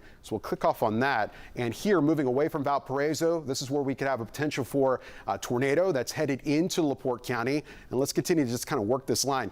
Couts hit so hard back on June 11th. We got damaging winds are moving right now. There you see the new scan, 60 to 80 mile-per-hour wind gusts for you. And then we'll head down towards the south in Wheatfield and Deer Park and DeMott. Also gusty winds on the order of 60 to 70 miles per hour. Maybe an area of spin. We'll take a look at what this looks like on the radar near Wheatfield and moving off towards the east also so quickly. So reset here at 11:23. We are good here in Chicago. We've got flooded roadways, though, so we're mindful of that. If you're watching north or west of Chicago, severe weather threat is over. Southwest suburbs, we still have some thunder and lightning scattered about, but it's non-severe. So right now, our main concern is northwest Indiana and at least the extreme southeastern corner of Kankakee County, but that's moving out really quickly. Just in the last scan, David, we have a new low-level lock. This is going to be in northern sections of Jasper County. This is going to be in Wheatfield. That's that area spin that we were keeping an eye on just a second ago. So if you're in Wheatfield and head into North Judson, this is where we got to be in our safe spot for the potential of a tornado developing right now. What do you have? Shorewood in Will County behind these storms. People starting to come outside, see what the damage looks like. 96 mile per hour confirmed wind gust in Shorewood, Will County earlier with these storms. So they certainly mean business. I'll bet we've got confirmed gusts over 100, Albert, before the day is done. Yeah, we could have probably wind gusts potentially as high as 120 miles per hour. Radar was sampling that, and it appears that the radar is confirming right with the ground reports from these weather stations that are from the aviation and from the government, but also from private weather stations, that we're confirming this to be a widespread destructive wind event, as we have seen. And the forecast models started hinting on this last week. That's why we gave you the first alert that we're seeing indication of the data that today was going to be rough. And here we go. And we could have another round of severe weather even as we head towards tomorrow, latter part of the day, but not on the magnitude, not as widespread as this. While we're here, let's kind of track this out, what we can expect for the rest of the day. And one model that I think did a brilliant job handling this destructive wind event is showing good news for us. So here's the time, and you'll see here within the next half hour, we're going to be mainly quiet on the Doppler radar. There's going to be some lingering showers and thunderstorms through about 1, 2 o'clock here in northwest Indiana. But beyond that, we're mainly dry, with the exception of maybe some isolated non-severe stuff, mainly south of I-80. So we're in good shape after this, and that's why we're able to give the all clear across most of northeastern Illinois in terms of additional severe weather. But if you're watching this morning from northwest Indiana, in particular, Porter and LaPorte County, we are still on guard. We're sheltered in place. We're away from windows still in Porter County. LaPorte, you haven't seen much in the way of rain or wind. That's going to change really soon. Let me give you a timeline here when the rain that really starts to pick up for you.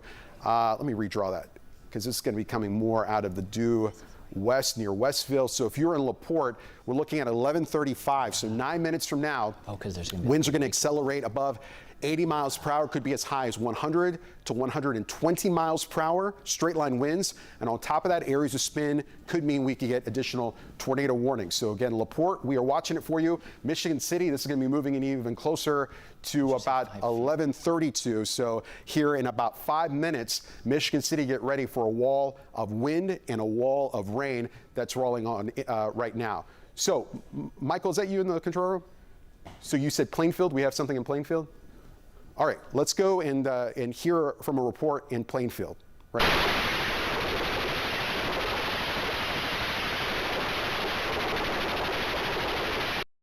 All right, so that is from a Ring doorbell, person's home in Plainfield as this destructive thunderstorm rolled on in. Doppler radar indicating 85 to 90 mile per hour winds rolling in there. That could be close to 100 miles per hour just based on what you're seeing there with those sheets of rain rolling on by. The amount of structural and tree damage that we're going to get out of this system area wide is going to be incredible. Yeah, and power we were outages. advising folks earlier, think about loading up a cooler at your house with ice from the freezer and treating that like a little mini fridge. That's something that you can still do. If you've lost power and you still have ice, you can still do that to preserve some of your food, breast milk, anything important that you don't want to spoil. Let's hit me over here just for a second if we can. Our meteorologist Laura Bannon here behind the scenes has highlighted something important for mariners and folks who might be at or near the beaches this afternoon. I know it's not a beautiful day, but the weather will be improving this afternoon.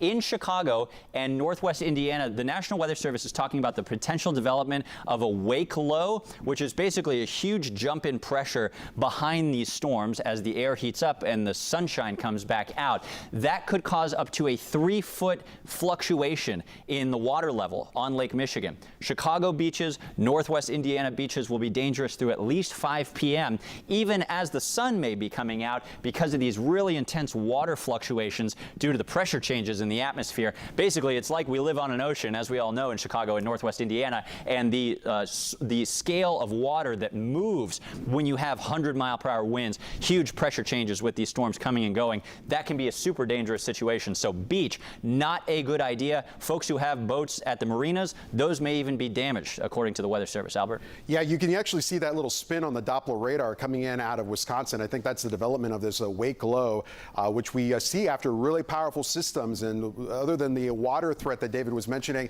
you could have on the backside of systems like this, not associated with rain, 50+ miles per hour, which I think may aggravate the situation of trying to get power back on with these crews wanting to safely do that. And I'm going to load that for you right now. And this is a look at the power outage map. And this number is going to update in a big way, but we have power outages that are exceeding over 50K in Will County. It's now over 100K in Lake County. This is where we've had the worst of the wind.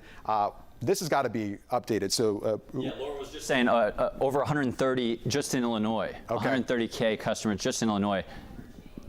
Doesn't include that 100K in Lake County, Indiana. Yeah, which that number is only going to go up as the what are we at next now? couple of hours go on. 265 in Illinois. 265,000. Over 250,000 without power just in northern Illinois. And as we've seen in the past, that number can sometimes double. And with, I think, a situation like this, when we had ground reports of 80 to 95 mile per hour wind gusts in Illinois and the potential for winds of 100 to 120 miles per hour in northwest Indiana, in particular Lake County and Porter County, there's a tremendous amount of outages and damage that's going to be reported. We have crews spread out across the area, especially focused in on those hardest hit areas, southern Cook County, Will County, Lake County, and Porter County, and northwest Indiana. Okay, right now it's 11:30. You're watching extended coverage here on CBS News Chicago. Our 11 a.m. news will continue as we track these thunderstorms. The 3 main headlines for you is this. Number one, a straight line wind and tornado threat continues in northwest Indiana. In particular, in LaPorte County, we are just minutes away from having a wall of rain and wind heading into LaPorte. Probably within the next 2 minutes. It's moving into Michigan City right now. This thunderstorm has had the history, according to Doppler radar, producing winds between 110 and 120 miles per hour, along with tornadoes. And at times we've had confirmed tornadoes with debris lofted that we were able to detect. Can you take David out of my ear for just one second, being lofted into the atmosphere. And again, that is making its way into LaPorte. Let's go back to velocity. And there you see this thunderstorm has not let up at all. So from Westville to Chesterton and moving into LaPorte and moving into Michigan City and Long Beach, potential for winds here of 90 to 100 miles per hour. And at times it could be even higher than that. We'll continue to go down here, and it looks like gusty winds.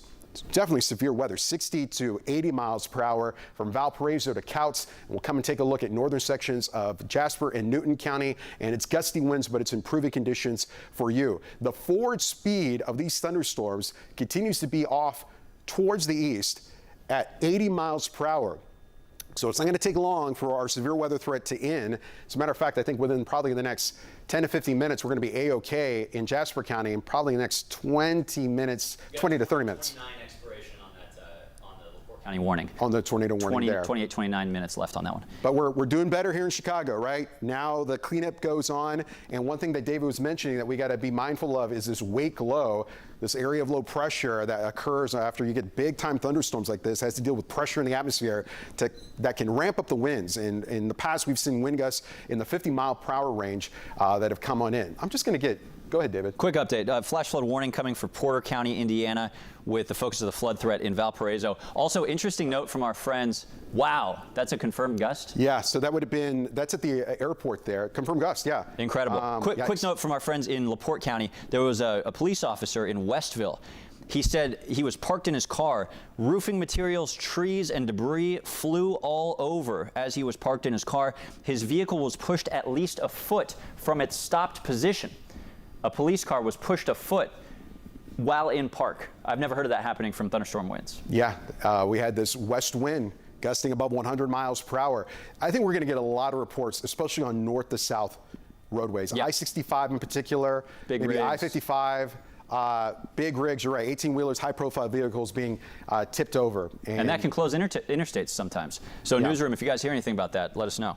Yeah, so I haven't heard anything from our producer in terms of ground stop, but I can imagine that's going to continue for a while for both Midway and also O'Hare. But improving conditions, but we'll have gusty winds and lingering showers the next couple hours here in Chicago. But the worst of the weather continues to be here in northwest Indiana, in particular now in LaPorte County, as we come back to our velocity scan showing that wall of wind. Anytime you see these golds, especially the darker golds, that's the indication of winds 60, 70, 80, and at times have been over 100 miles per hour, and it's pushing into Michigan City as we speak. So that is the worst of the weather right now in northern sections of Porter County into northern sections of LaPorte County. Michigan City southward, we're still seeing these gold pixels here of anywhere from 90 to 100 miles per hour.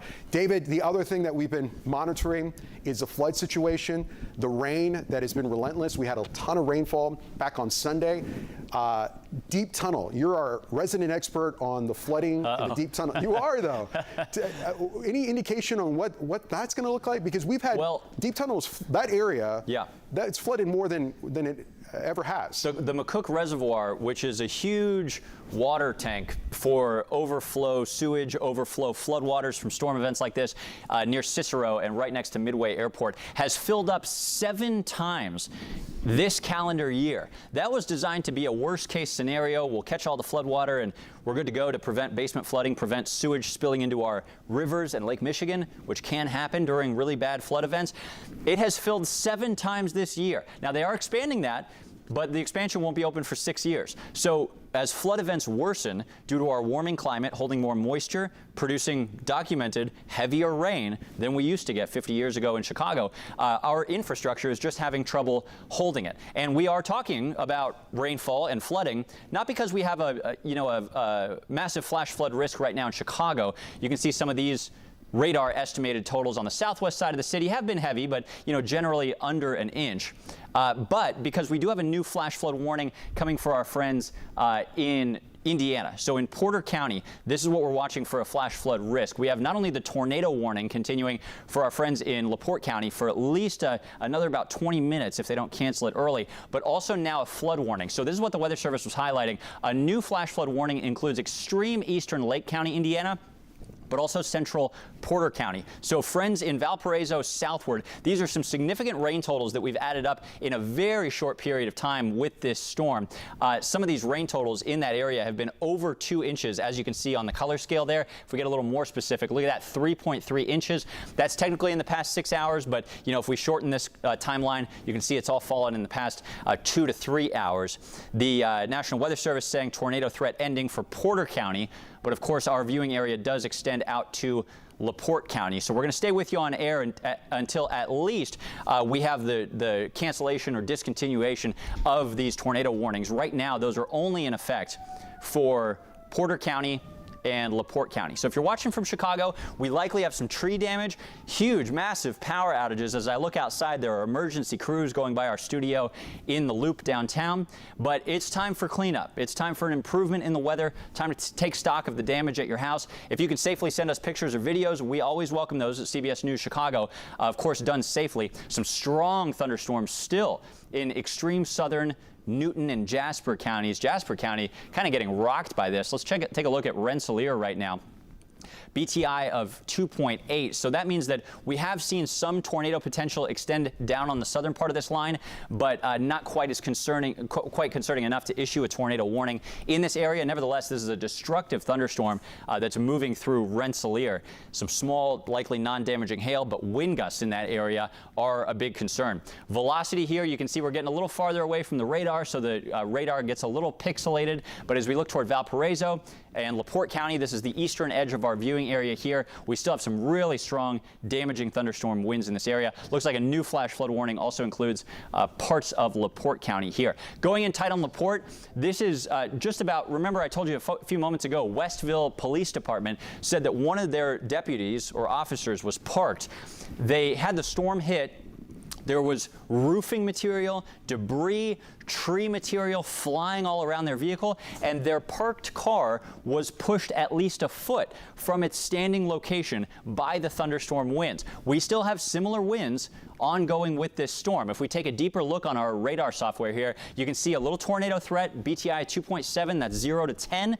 That's not terribly alarming, but we do have a likelihood of hail, most of it small, and certainly some severe thunderstorm wind gusts. If we come in a little tighter here on LaPorte itself, again, we're getting a little farther away from the radar, so due to the curvature of the earth, we're now looking probably 4,000 or 5,000 feet above ground level. We have no other option, unfortunately, but 93-mile-per-hour winds above ground level. This likely still translates to hurricane force, 75, 85-mile-per-hour winds at ground level. So this is still a really especially destructive thunderstorm that's moving through LaPorte County. And in addition to that, we have a tornado warning in effect there. You can see some indications of green next to red, showing some rotation in the storm, wind blowing toward the radar in the green, away from the radar in the red. And if we do have a brief tornado touchdown with this part of the storm, that would likely be right over LaPorte or just north of the city, as this is the indication. This is the area of rotation. Another way to see this is on our shear mode. We talk a lot about this during severe weather. Fortunately, we're not seeing strong indications of a tornado on the ground in LaPorte County at this time. This is moderate shear, as you can see on the markers there on the legend. This is not typically indicative of a strong tornado, nor any tornado on the ground. As we pan southward, remember I was talking about some strong wind down in Jasper County. Let's just take a look at the shear down here. Yeah, all these straight green lines. That's relatively good news. No tornado threat imminent as the leading edge of this damaging thunderstorm winds push out of our viewing area, out of Jasper County here. So if you're just joining us, we still have tornado warnings in effect for Porter and LaPorte County, Indiana. Severe thunderstorm warnings for most of our northwest Indiana viewing area, and also flash flood warnings now for parts of Porter and LaPorte counties because these storms have dropped tremendous amounts of rain in a short period of time. Now in the city, look at this. You can see our mobile weather lab here positioned in the far south suburbs. We don't have any warnings in effect right now at all. We have some light to moderate rain. Albert was talking about an interesting phenomenon called a wake low, where on the backside of this massive storm, it's so strong that it can actually create really strong damaging winds as the sun comes out. So we're watching for that over the next 3 hours. But other than that, No severe weather warnings in the Chicago area, nor for the most part northern Illinois. I suspect Kankakee and Will counties will be trimmed out of this shortly. But Albert, over the last hour, you can see this storm has blasted across most of our viewing area, and now it's showing just that classic bow echo. Yeah. As you told us moments ago, this is not a storm that's about to quit as it rolls toward Fort Wayne out of our viewing area. Yeah, as they get ready to deal with massive amounts of rain and wind and tornadoes, we are about to pivot in the cleanup process. So there's going to be power lines that are going to be down, and we got to treat everything that's down like it's alive. So we're away from that. Also, in the coming hours and days, there's going to be hundreds of thousands that are going to be without power. We already know that from the outage map. And if you have a generator, we're making sure that it is in a well-ventilated area. This was almost, I don't want to compare this to a hurricane, but in terms of widespread damage and widespread power outages and trees down, kind of post-hurricane type situation where a lot of people are injured and sometimes die after a storm passes because of carbon monoxide or chainsaw accidents and also live wires in the down. So I just want to give you that heads up. We're treating any power line that's on the ground like it's alive. We're staying away from it. We're wanting to make sure we have well ventilation with our generators are going to be out and about and humming. And I think a lot of neighborhoods in the coming days, and in cases it can be a week plus for some people to get power out. And also in the near term, because we've had so much rainfall, flooding is going to be still an issue. We do have some flash flood warnings in effect for portions of northwest Indiana for Porter County, but it's going to be the sides of the expressway that are going to slow us down with ponding on the roadway, low-lying areas, stuff like that. So let's come back, and our game plan here is to hang with you on the duration of these thunderstorms. They continue here in our viewing area, and right now the worst of the wind and rain is in LaPorte County. This is intense winds that continues to move through central and northern sections of LaPorte County in particular. And a look at the velocity scan, this is detecting the winds that are still 60 plus miles per hour. I'm not seeing those deep golds like we were about 30 minutes ago, but look at this. We're still talking 80 to 90 plus mile per hour wind gusts. At times we could have bursts of wind as high as 100 miles per hour. So this is still a destructive, dangerous thunderstorm capable of producing spin-up tornadoes, but it's widespread destructive winds moving across, especially in the northern half of LaPorte County. We'll clear that. We'll go back to Doppler radar and we'll get a peak of the shear product. This really gives us an idea of where the most intense winds are and if there's any rotation in the atmosphere. And at the moment, we're not looking at anything in terms of tight rotation. This is all straight line wind damage that's moving on in. All right, here's a look at Homewood. This is a look at on the Dixie Highway here, and I don't know what we're looking at there, but there's some areas of that's been blocked off. Don't know if that's associated with this thunderstorm. So keep an eye on the live cameras control room. Let's take our radar full though, or unless you got some better video there. But let's come back to Doppler radar and we'll show you what's going on. So is that Mobile Weather Lab? Is that where they're at? Okay, so Mobile Weather Lab, Lauren Victory in Homewood. And we can go to Lauren too, because I'm kind of curious to see whenever you guys get ready. Lauren Victory is headed into an area that is hit so hard by wind and the possibility of a tornado in about 90 minutes ago that came out of Flossmoor into Homewood. And we'll see if we can load this here on the Doppler radar. But there you go. There you see that thunderstorm that rolled in about an hour ago, capable of producing a tornado. We had indications on the product of lofted debris at one point, and this could have been a strong tornado. So our crews are down here, including the Mobile Weather Lab, searching for damage, and we'll go to the Mobile Weather Lab and Lauren whenever they are ready, and we'll take a look at that. All right, we'll come back and zoom out, and I think if there's any good news is that the swath of wind and rain ending in Chicago. There's some lingering showers and thunderstorms that are rolling on in. One thing that we're going to watch out for, you'll see this little spin in the atmosphere coming into Crystal Lake and Algonquin. That is the heart of this area of low pressure that could allow for some intense winds on the backside of the system, aggravating the situation even worse. If trees that came down could kind of bring them down even more and also delay restoring power to our area. And one map that we'll keep an eye on is the power outage map. What do you got, David? Speaking of which, Laura off screen just confirming we're still on air. Laura off screen just confirming over 500,000 customers in northern Illinois and Indiana without power. Okay. We're still on air, guys?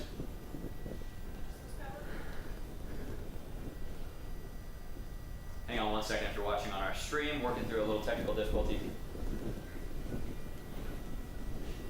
Okay, we're back on the air. You're watching CBS News Chicago. At a little brief interruption in our programming there. What you're looking at is the power outages that are across the area, and these numbers continue to climb. We know that we're going to have we already got more than 250,000 customers without power, but this is going to be over 500,000 now, according to Laura. And it's only going to go up higher than that. Yeah. And if we use the 2020 August event, August 10th, 2020 derecho event as measure, this is going to add up in the billions of dollars when it comes to damage. This is and that one had a million customers without power. This number will still keep climbing, so we may end up with 1 million customers. And remember, each customer is one home or one building. So that's multiplied by 2 or 3.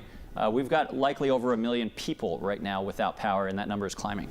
And that's why we got to make sure that we're staying away from power lines if they're down in our neighborhood. And it's going to be, I think, a rough couple of days. And in some cases, it can take, a week or 10 days before power is restored for some areas when you deal with that many power outages. Swath of wind continues to roll through northwest Indiana, but we can now give the all clear if you're watching from Lake County and also Newton County in northwest Indiana. The severe weather threat has ended. Right now, we're still dealing with downpours in portions of Porter County, but the severe weather threat is coming to an end. And it looks like the tornado warning, David, just to confirm this for me, has ended in Porter County. It has. Just LaPorte now on the banner. So Chrissy, Chrissy, we can update that. Chrissy's our wonderful producer in the booth right now. I think it's Chrissy in there. LaPorte County remains under a tornado warning, but mainly for destructive winds. And you see the worst of the weather now pulling away from Jasper County. But on top of the tornado warning in effect for LaPorte County, we continue to see this destructive severe thunderstorm impact southern sections of Jasper County, especially from Rensselaer southward. But here over the next 10 minutes, things are going to improve in a big way. So that's what's going on there. So the power outages and the cleanup is now going to be the big story here in the coming minutes, and we'll learn from the newsroom and our crews that are out and about of where the worst of the damage is. This is just one of many of our crews that are spread out across the area that are going to be looking for damage and reporting back to us whenever they can. Michael, is Lauren Victory ready to go? Talk to me about that. Negative. Okay, so we'll get to her whenever we can, but they're currently looking for damage as well. So our main focus continues to be here in LaPorte County, and once this warning expires, let's see when this tornado warning expires, in 12 minutes, we'll see what the Weather Service does. If they extend it, I can't imagine they will, but hopefully right around noon, we'll be able to pivot to our news team, and if we have any updates when it comes to damage, we'll go to that. But it has been a wild morning, but at least things are improving. We'll loop the radar here from the last hour, and you'll see how this all evolved with this squall line that moved on in, producing winds at times 100 to 120 miles per hour, according to Doppler radar. We had confirmed reports of anywhere from 85 to 90 miles per hour. And David, I'm going to load something here for you, and I'd love for you to talk about it. But we put a graphic together of what we just dealt with, reminiscent of what we had 6 years ago yesterday.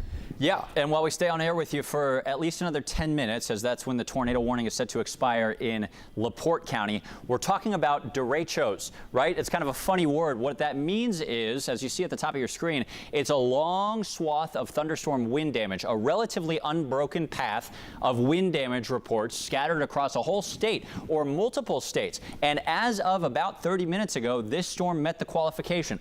Early this morning, meteorologist Laura Bannon was on air tracking damaging wind gusts in eastern Iowa. Now it's in north central Indiana, and we've traveled more than 250 miles with relatively unbroken wind damage, including in the Chicago area, especially on the south side. You can see the derecho definition: wind damage for at least 250 miles, wind gusts of severe intensity, at least 58 miles per hour, and several well-separated wind gusts of 75 miles per hour or greater. That is the definition of a derecho, and we have certainly met, if not exceeded, that today. So if you're just joining us, or if you're waiting for your favorite show to come back on, we are staying with you because we still have a tornado warning in effect in LaPorte County. You can see on the long animation, there's when the damaging thunderstorm wind gusts started early this morning. You can see the timeline there, 6 a.m. in eastern Iowa. Accelerated, picked up intensity. Is that my microphone that I'm hearing, guys? A little clunking around. And is still charging through northern Indiana at this hour. So look at that. Albert's measuring a 500-mile swath, including some of these storms developing on a boundary ahead of that complex, of thunderstorm wind damage. And this thing is not going to stop. The severe weather threat extends all the way into Ohio later throughout the day. So this will soon no longer be our problem, but it will be many others' problems in northeastern Indiana, central Ohio. I don't know why I can't think of that state today. A really powerful complex of thunderstorms. And we could have another complex of thunderstorms, weaker, maybe affecting fewer of us, but move through the area tomorrow. So a really active weather pattern is in our forecast really all week. Today, though, kind of the main event, we think. And you can see on the long radar loop that thunderstorm complex blasting through the area. Now we are here back to the current picture. I'll take over. Thanks so much, Albert. Back to this tornado warning. So the most pressing concern, not in the Chicago area, not anymore in Lake County, Indiana, after we were blasted by potential 125-mile-per-hour wind gusts, but instead right here in LaPorte County. Is that just something I'm hearing on my IFB? Do you guys have that clunking? I don't. Okay. We're looking at a viaduct flooded. This is where, control room? Dixie Highway? Dixie Highway, flooded viaduct in Homewood. Thanks so much for this live picture. You can see some cars there choosing to go around the floodwaters. Always a good idea. Number one way people get in trouble or even killed by flash flooding and flooding like this is in their vehicles. So if you follow our advice, turn around, don't drown. Pay attention to closed road barriers like that. Don't drive through water, even if you don't think it's very deep. Oftentimes it's deeper than you might think, because as you can see, you can't really see how deep it truly is. You see some water coming off of the highway there and the hill just above the viaduct. Good indication of some of the dangerous flooding that will be left behind for hours, including in the Chicago area.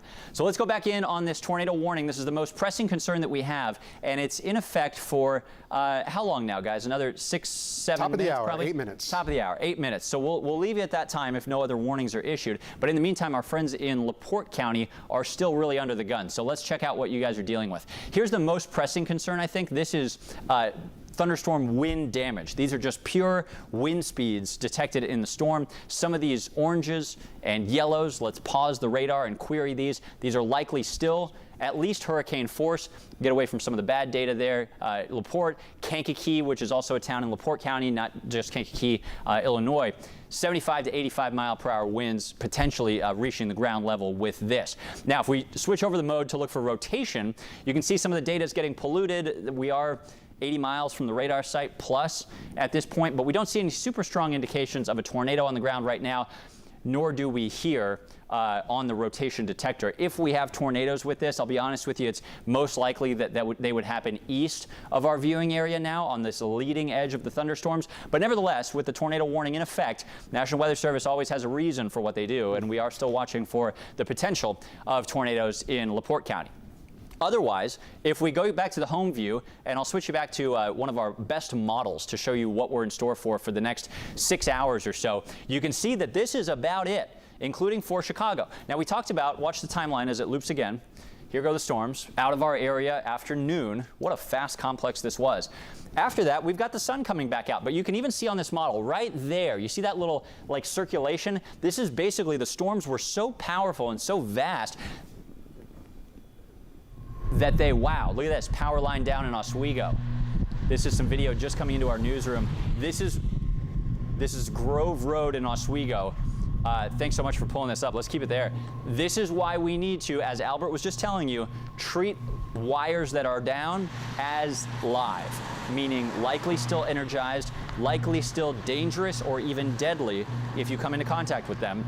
And unfortunately, one of the number one ways that people get hurt in after storm cleanup is if there's a live wire that's down across the road, even if it's 100 yards away, and there's a puddle that connects the two of you, you can step into that puddle, and if you're not properly insulated, you can be electrocuted, especially with flooding. So if a live wire like that intercedes with, comes together with floodwaters, that can electrify the whole puddle, basically. And this is a really dangerous way that people can get hurt. What a fascinating and terrifying indication of these live wires down. With the kind of wind damage that we've had today, we've had broad swaths of 100 mile-per-hour plus winds indicated by radar, likely soon to come in on official storm reports from the Weather Service. It's likely that we have sites like this, not only in Oswego, but in other far south suburbs in Will County, Monee. We had some really powerful winds. Lake County, Indiana, Porter County, Indiana. We're pulling up some of the wind gusts off screen with Albert. We've had gusts confirmed at over 90 miles per hour. Yeah. Albert, what do you got? A 96-mile-per-hour wind gust was reported. That was when the storms were moving through Illinois. That's in Shorewood in Will County. A 91-mile-per-hour wind gust in Bradley. That's north of Kankakee in Kankakee County. We had 91 miles per hour right in Mokina, 89 miles per hour in Batavia, Plainfield at 88 miles per hour. And this storm only got stronger as it moved out of Will, out of Cook, out of DuPage County. And I think you're right. I think we're going to easily get winds 100 to 110, if not 120, in portions of Lake County in Indiana and also Porter County. Yeah. And as we continue to clean up these from these storms, let's go to our Lauren Victory in Homewood. We'll check back in on this soon to expire tornado warning in LaPorte. No current indications of a tornado on the ground there. Lauren, what are you seeing in Homewood? That was an area really hard hit by these storms. Yes, hi David. So when we pulled off Dixie Highway into Homewood, we didn't really see much going on, but then we pulled down 175th Street, and I just want to point out what's in front of me right now. These are gigantic piles of mulch, tree limbs, branches from previous storms that hit Homewood this summer. We talked to some pretty shy tree crews here that were like, yeah, this is all dead because this is from 2 or 3 weeks ago, but look how much they cleaned up just 2 to 3 weeks ago, and now they're at it again. You can see that truck with its big claw there, sorry for the not technical term, but ad-libbing here, removing debris and putting it into these piles. And then once we drive around here, you can see just how big those trunks are.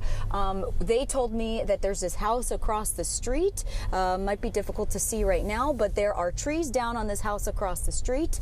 There's a tree down in the yard, and then off to the left, this blue house, if you could see as we're going to turn here, it's got a tree on the roof and some siding that came off, and its driveway is just covered in limbs. So clearly, as you guys have been saying on air, something came through Homewood, and people are now maybe going to start coming out of their homes, but maybe not, because we've seen flashes of lightning coming through. So there's still something going on here. They might not want to come out yet, but we just wanted to show you that the big piles of debris that they've already had to clean up and deal with here in Homewood, and now they're doing it again. And the Village of Homewood did post to Facebook an update saying that their public safety officials, public works crews are out in the community, they're assessing damage from the storm, and that they want to know there are many downed power lines in Homewood. Do not approach any downed power lines. And also there's flooding reported. 183rd Street Viaduct and the Dixie Highway Viaduct are currently closed because of standing water. So they are asking residents to just limit their unnecessary travel,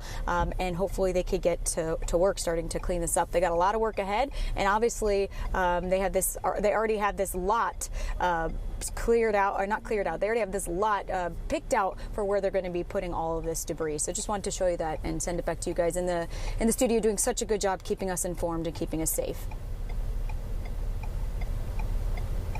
Throughout the day, as we now transition into the cleanup, our intention is to get you back to CBS programming at noon. We're also finding out, Lauren Victory was just talking about the power situation in that portion of the area, the Homewood area in particular. We now know ComEd is working 289,000 customers that are without power. And it's not just ComEd in our area, there's different power outlets. And this is going to be well over 500,000 customers without power. And as David was mentioning, that's customers. There's, sometimes 2 to 4 people in a family. So there's going to be a lot of folks without power remainder of the day. And in some cases, this could last days, if not a week or more, just based on previous thunderstorms that we've had to deal with, not just this year, but also past years. So coming up in 30 seconds, the tornado warning that was in effect for LaPorte County will expire. The worst the winds in LaPorte County, now moving closer to South Bend. So if you have some interest in South Bend area, the Notre Dame area, they're about to get hit by a tornado threat and also a damaging wind threat. The rest of the area, other than some lingering thunderstorms that are gusty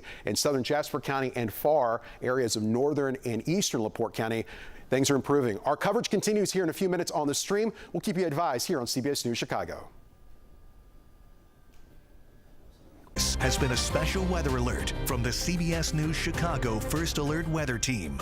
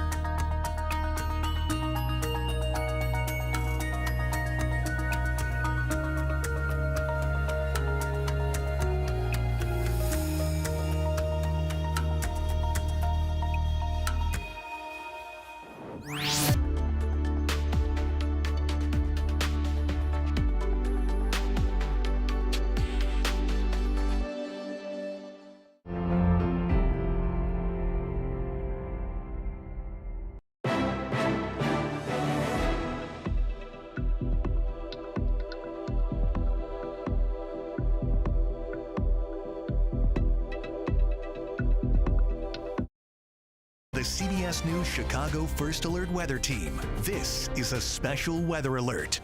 Thanks for staying with us here on the stream. I'm Marisa Vader. We've been bringing you coverage all morning long of intense storms that have blown through our area, now working their way out of the viewing area that we have in northwest Indiana. But we want to catch you up on the damage left behind. First, now a look at a time-lapse video showing you the impact of these storms. This is from one of our photojournalists who was working today in the southwest suburbs, capturing it as it blows through. Look at those clouds, and that gives you a sense of the speed of these storms. Here they are in their vehicle, being safe as you see that rain absolutely dumping, leaving some streets flooded and looking like rivers today.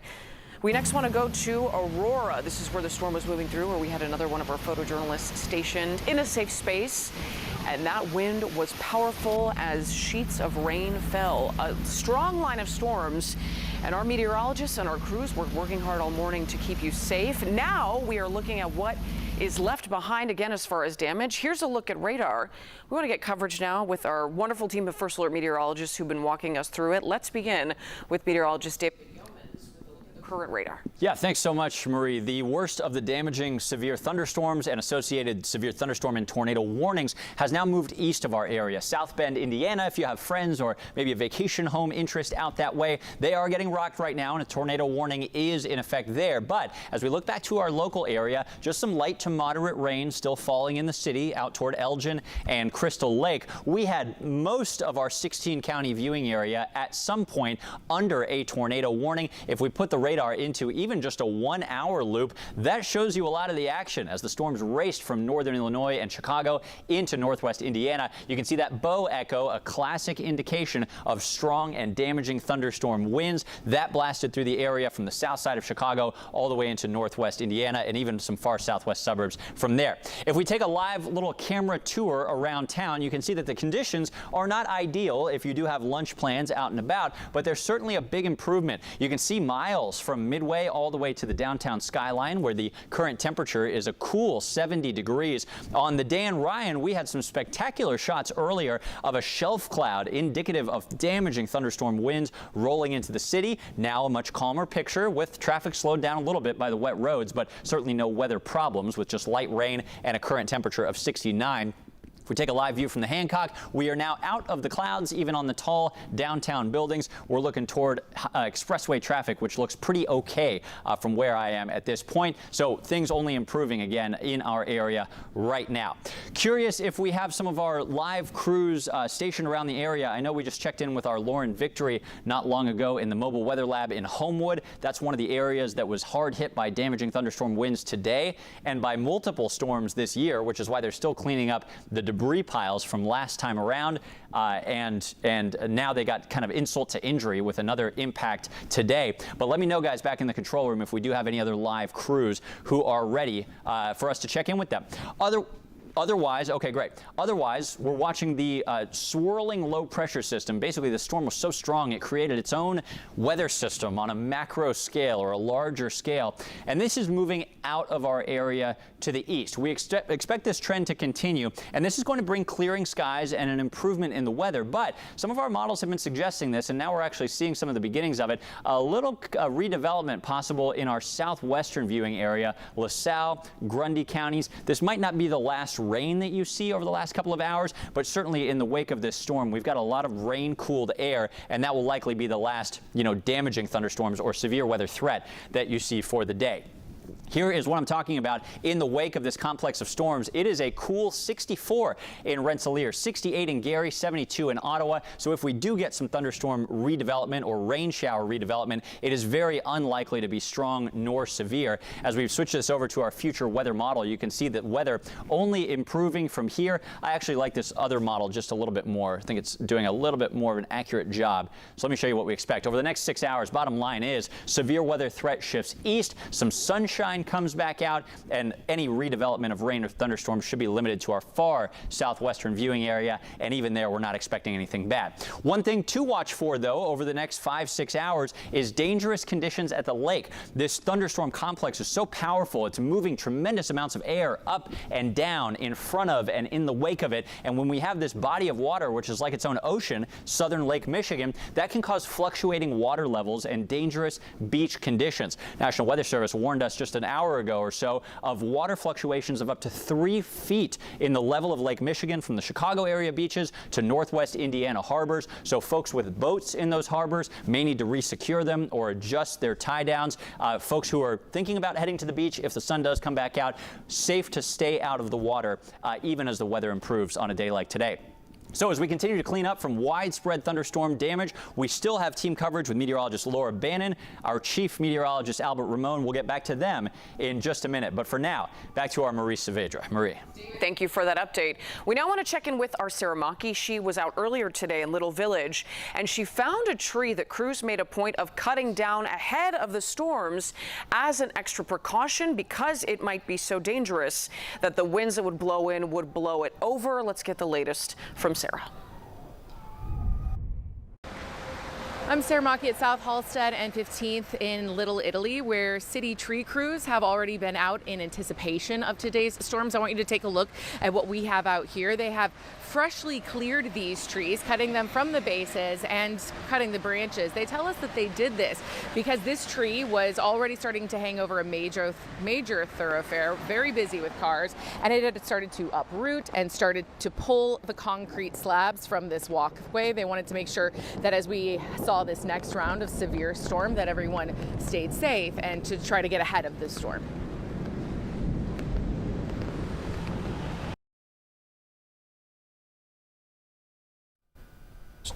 Our thanks to Sarah. And now you're getting another look at the radar and video from our mobile weather lab that has been out giving us images all day, courtesy of the photojournalist who is with our Lauren Victory. There you see Lauren now. Lauren, where are you and what have you learned? I understand you are in Homewood. Is that correct? Yes. Hi, Mary. So we are in Homewood. What we're showing you right now in front of our vehicle in a second here is a look at a quasi-emergency situation. Everyone's okay, but we're told that the crew in the front loader, which is part of the public works, was driving down this road. I wish I could tell you exactly what road we're on. We've been driving around so much this morning, but he was driving down to go clear some debris away, and a power line actually fell onto his truck. So that crew member is safe, but they are waiting for a ComEd to come here and make sure that power line gets turned off. You see police response and to keep that person safe.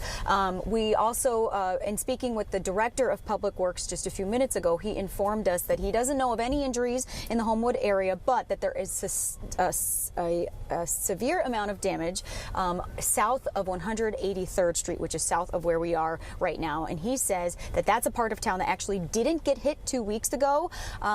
It was the north side of town 2 weeks ago that got hit, but now it feels like all of Homewood is just dealing with this summer of severe storms. So that's kind of the latest here in Homewood. We are going to head to that area south of 183rd Street to see some of the damage going on, but he described down power lines, a lot of down trees, and of course he is asking people to heed the warnings of when he on social media posted saying just don't go out if you don't need to, and also if you see flashing lights, please stay away from the area because there could be a downed power line there. We'll send it back to you in the newsroom. Lauren, thank you so much for all your great coverage today. We appreciate it. Stay safe out there. We now want to give you a tour of what the storm damage looked like as this rolled through this morning. I'm going to have meteorologist David Yeomans chime in with me here. You're looking at video now of the storm going through Lamont earlier today. The tops of the trees, David, really showed the early part of the story when it came to our wind speeds. Yeah, and you can see some little pieces of tree, some leaves, some small branches that are flying back and forth on and off. That's a strong thunderstorm, likely not the strongest we saw today. Yeah, now I want to take us to Elmhurst. Let's watch this.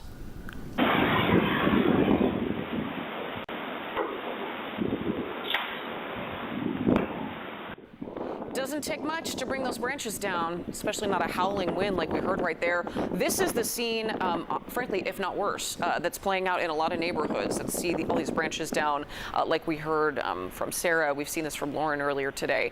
And people will be dealing with that cleanup for some time. That's why it's so important to be inside during a severe thunderstorm warning, right? Even if there was no tornado warning here at the time, that was a big, heavy branch that came down. And if someone were walking their dog, could have been a different situation. Exactly right. We also had our cameras rolling here, looking out at Daly Plaza. This is a time lapse. Oh, this should look wild. From our downtown studios. Yes, you can see there at the back of Washington West, moving toward east. Look how dark it got. I mean, this was like our storms from a few weeks ago. It's looking like the middle of the night in the middle of the day. Here it comes, yeah. And we're seeing the rain starting to come down. Fortunately, boom. There it is. Mostly just heavy rain in our area. Not too many violent gusts of winds, at least for the Chicago and north, right, David? Yeah, you know, as seems to happen a lot, the worst skip just south of downtown. So south suburbs, south side did get worse weather than the Loop. North suburbs kind of lucked out this time around as well, but we still had some pretty impactful storms here downtown. David, thank you so much. We're going to take a quick break and we'll rejoin you with more of our storm coverage after this.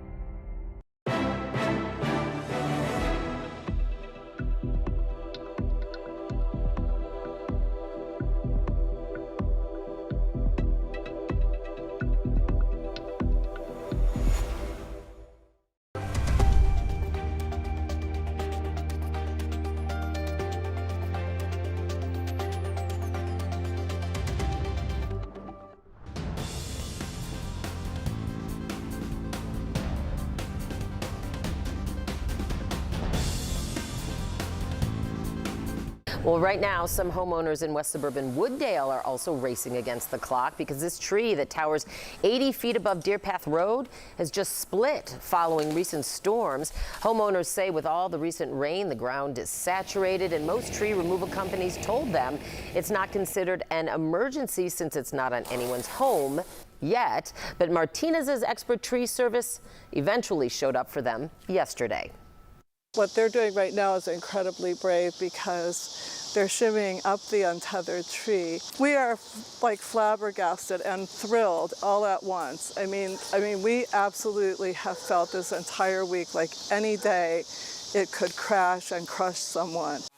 Neighbors are also relieved. The woman who lives next door says she's been sleeping in her living room, afraid part of that tree would come down on her home at any moment. Andrian High School in Maryville is ready to welcome students back this week, nearly 2 months after it was hit by a tornado. The roof of the high school was also damaged. Hallways were covered with debris, but construction workers in the community stepped up to bring the school back to life. Andrian's family shows up. Sometimes they don't even know how to help, but they show up. So we've seen that with our community, with our students, with our parents, with our alumni, with our donors. Today, teachers will be back at the school. Freshmen will be welcomed tomorrow, and Thursday is a big day where everyone returns for the new school year. Now to the push to criminally charge federal agents in Operation Midway Blitz.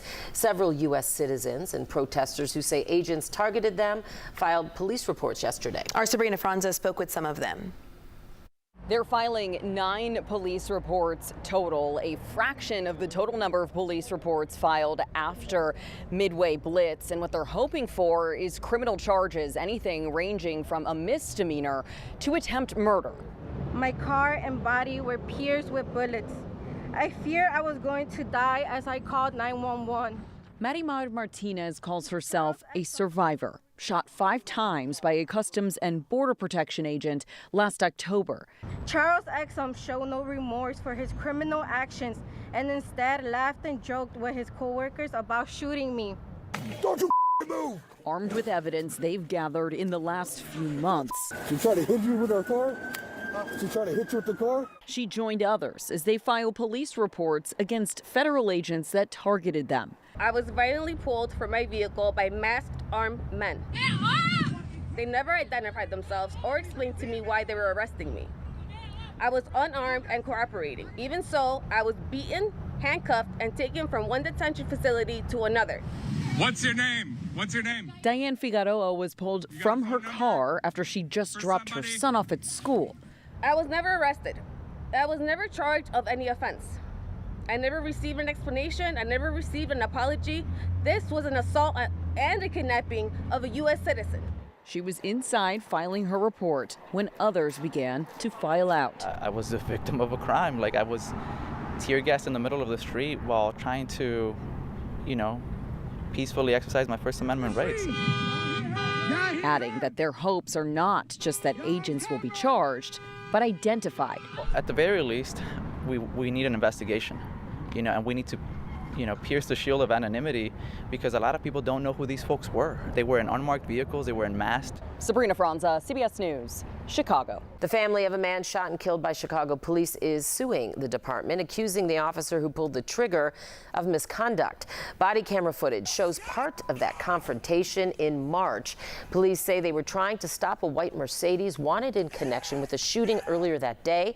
According to the Civilian Office of Police Accountability, the car hit a woman in a crosswalk, rammed a bus and an unmarked squad car, and the driver, Derek Jordan, ignored commands to get out of the car. An officer fired at least 5 shots, killing him. I have a hole in my heart that will be there forever. I can't imagine the holidays coming out without him.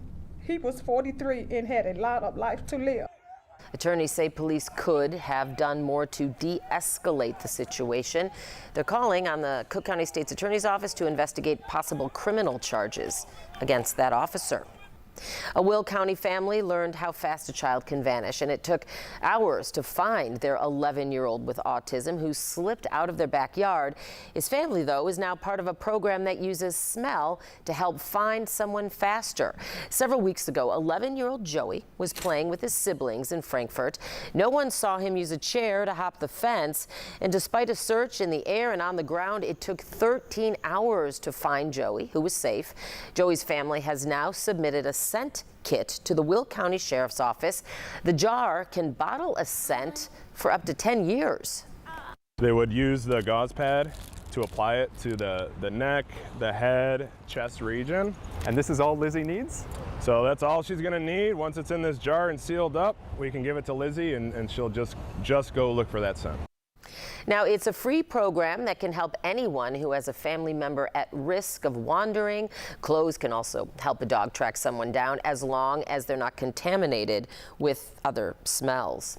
And now to a surprising animal rescue operation in the waters off Washington State. 2 men were out for a jog Sunday morning in Tacoma near the Puget Sound when they spotted a cat in the water and jumped in to save it.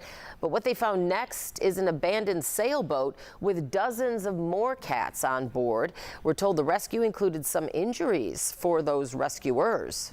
Looks worse than what it is, but the water was so cold you couldn't feel the scratches, and this will heal up. The cat will be alive. So we removed those 30 and we could still hear the sounds of the cats like behind panels and, behind furniture and such that's not easily movable. More than 50 cats were found in total. Police are investigating it as a possible case of animal cruelty. There are new questions about whether warning signs were missed at a Southside funeral home where officials say the remains of dozens of people were improperly stored and found decomposing. The Chicago Tribune reports the Cook County Medical Examiner has now identified 11 of those 56 bodies. South Chicago Chapel Funeral Home Director Johanna Morgan's license is now suspended. Last year, we told you the state revoked her husband, Clark Morgan's funeral director license after CBS News Chicago investigators exposed allegations of mishandled remains at a crematory the couple operated in Chicago Heights. And because crematories and funeral homes are regulated by different state agencies, Clark Morgan was still allowed to work at the Southside funeral home. I immediately thought, why wasn't the state of Illinois watching these folks? How could they possibly be back in business? Because of this case, Illinois State Comptroller Susana Mendoza suggested both funeral homes and crematories should be regulated by the same agency.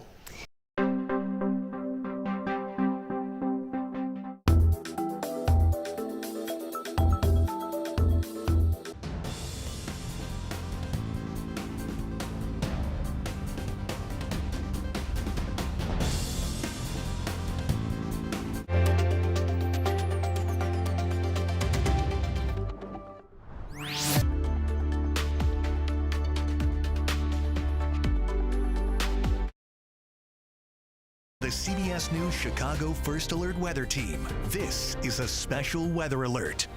Back now live with coverage on the stream of our destructive storms that we saw this morning. We want to walk you through hour by hour what this event looked like, which was pretty intense for so many of us, and where things stand now. For that, let's go to meteorologist David Yeomans.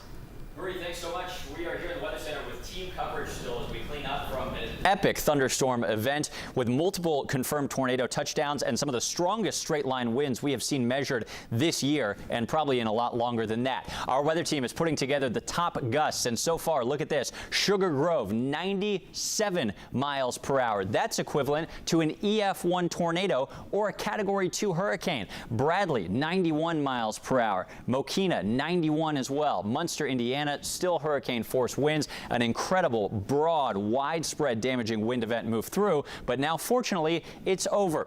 A quick look at the 7-day shows a 40% chance of a few lingering showers today, but the weather alert has been discontinued. Still a few strong storms possible from another complex of bad weather tomorrow, but not as severe as today. Unfortunately, on and off wet weather will fluctuate on Thursday, a little drier, or off back on Friday. This coming weekend for the air and water show, storms likely, especially on Sunday, but likely still some dry time for your outdoor plans as well. Let's take a deeper dive now into how this went down. You heard us yesterday talking a lot about something called a derecho, right? That's a Spanish word which means the direction right, derecho, but this is also a meteorological term. More than a 240-250 mile swath of relatively unbroken, damaging thunderstorm wind reports, and that's exactly what we've had. At this hour this afternoon, as the complex pulls away, we now have a 300+ mile length of destructive thunderstorm winds, but what we have as this storm moved through, look at this. Here it came into the I-39 corridor at 9:30, blasted into Chicago at about 11 a.m. Northwest Indiana, it was clear of view before noon. So between 10 a.m. and noon, this thing traversed the entire viewing area from west to east, and along its way, it not only produced near 100-mile-per-hour confirmed thunderstorm wind gusts, but also multiple confirmed tornadoes. So let's zoom in on where the possible tornadoes were, and be sure to join us on CBS News this evening starting at 4 p.m. We should have some preliminary indication coming in from the Weather Service about where we did see touchdowns, although this will likely take multiple days to survey for sure. Let's rewind just a moment, go back to that first tornado warning. Our Chief Meteorologist Albert Ramon, nice enough to help me out in the Weather Center behind the scenes. And here it was. It was issued at 10:12 a.m. or so west and northwest of Yorkville and Oswego. And we're looking a little deeper into the storm, into the Doppler winds. This is when the National Weather Service started to see not only these damaging thunderstorm wind gusts, straight line west to east at 90 miles per hour, even stronger in some areas, but also some of the rotation. So we were showing you on the air during our live coverage late this morning of some of the rotation, and here was one of the markers that popped up. This could have been the first tornado touchdown of the day. It was just north of Yorkville and west of Oswego. This coincided with an area of damaging thunderstorm wind gusts at 92 miles per hour. The debris detector, which can sometimes show you the differential between raindrops, hailstones, and lofted debris like damaged houses and cars, this was actually showing a little drop in the correlation coefficient, as we call it, right there west of Oswego. So we never got a confirmed tornadic debris signature. We call that a TDS, and that would show up as a gray cylinder here. But we did get this low-level lock. Our radar is actually so sophisticated that the length of these tubes, or the height of these tubes, does correspond with the depth of the rotation in the storm. And there's the rotation here. Albert's circling a little area. That's where the notch was. Look at that. That's definitely a tornado that touched down, we think, on the southwest side of Oswego.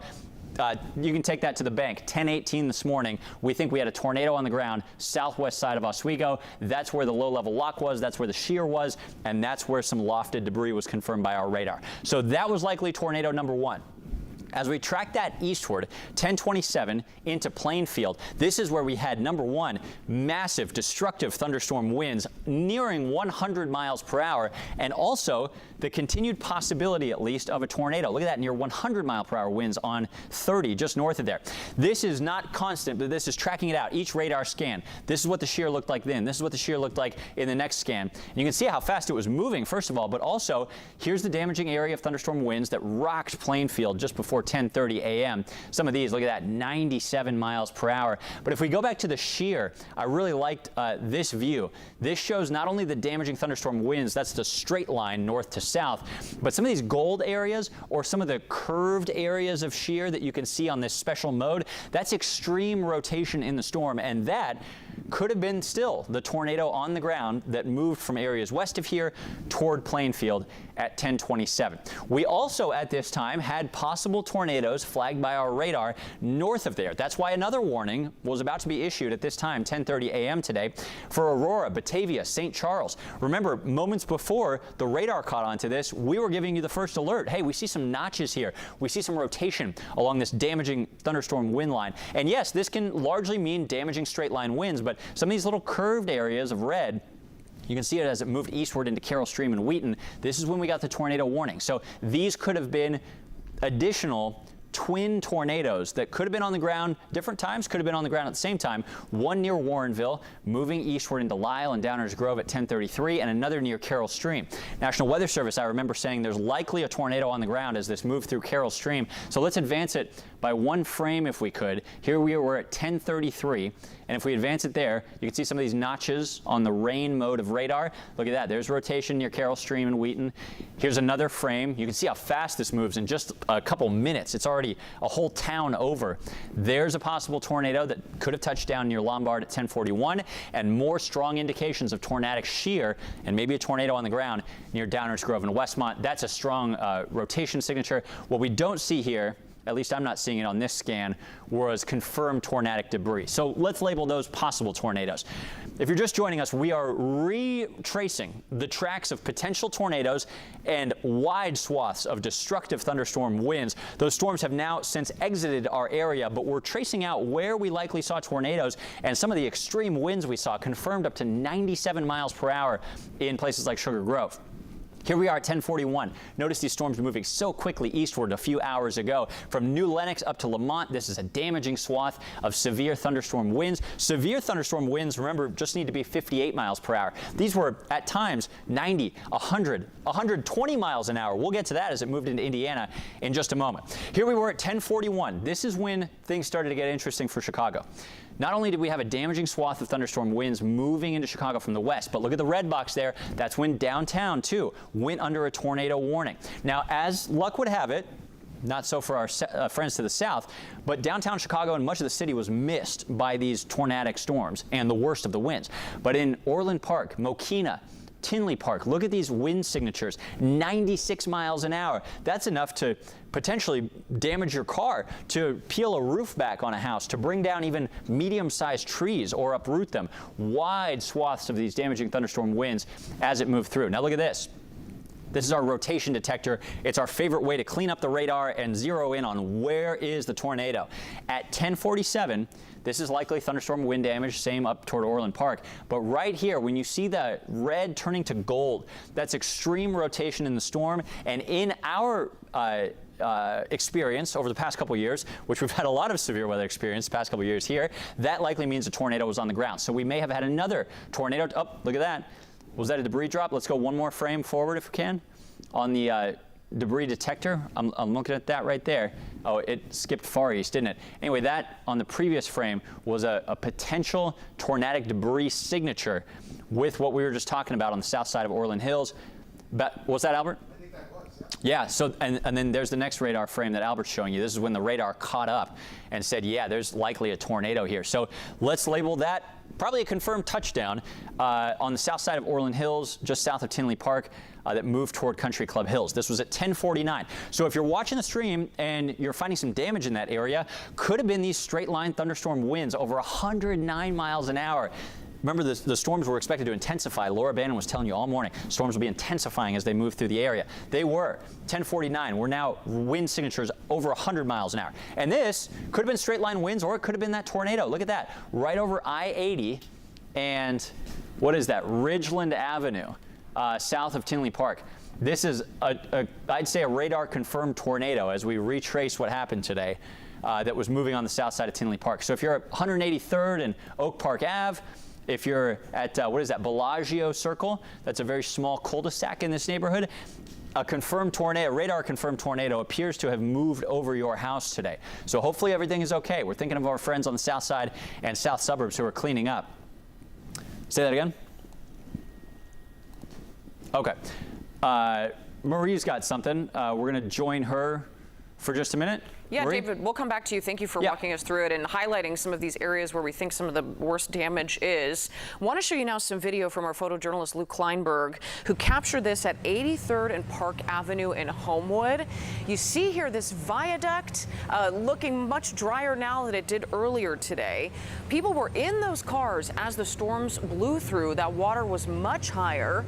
It rose so high it messed with the electrical in the vehicles. We heard for a time that the horns were just blaring because those vehicles were no longer working due to the water damage.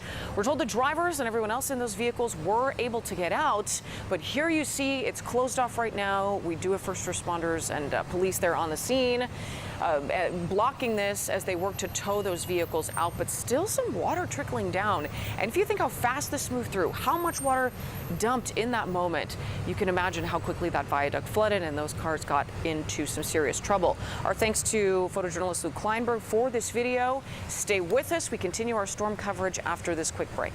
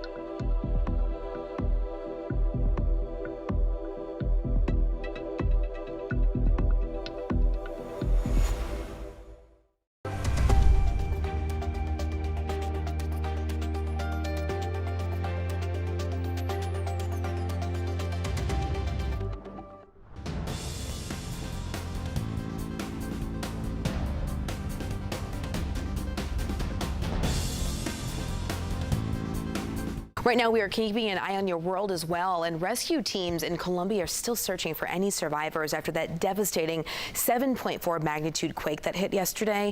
We do know 132 people are confirmed dead. We also know 600 others are hurt. Police and search dogs are combing through all of this rubble here. You could see that. The earthquake and powerful aftershocks left extensive damage behind. And we also want you to look at this survivor here being rescued from a badly damaged building.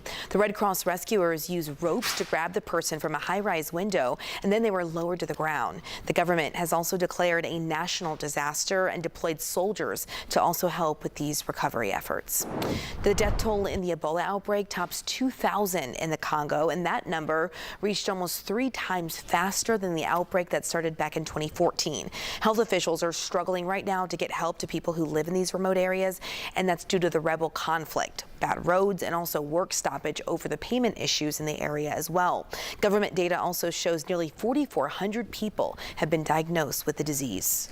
There is a growing memorial in Jackson, Mississippi for a 29-year-old black woman whose body was found hanging outside an abandoned house. Tasha Fortune's death shaking her family and the community. Jackson police say her body was discovered last Monday, but the coroner believes she died 4 days earlier. Last week, a city councilman in Jackson called for a federal investigation. Hangings in the world of Mississippi, when you think of Emmett Till and others, it's a bad word. So surely somebody should say something. The Mississippi State Medical Examiner's Office will conduct an autopsy to determine Fortune's cause of death. We're learning more about the federal charges a boat captain now faces after a woman and her baby died when a boat overturned in New York Harbor.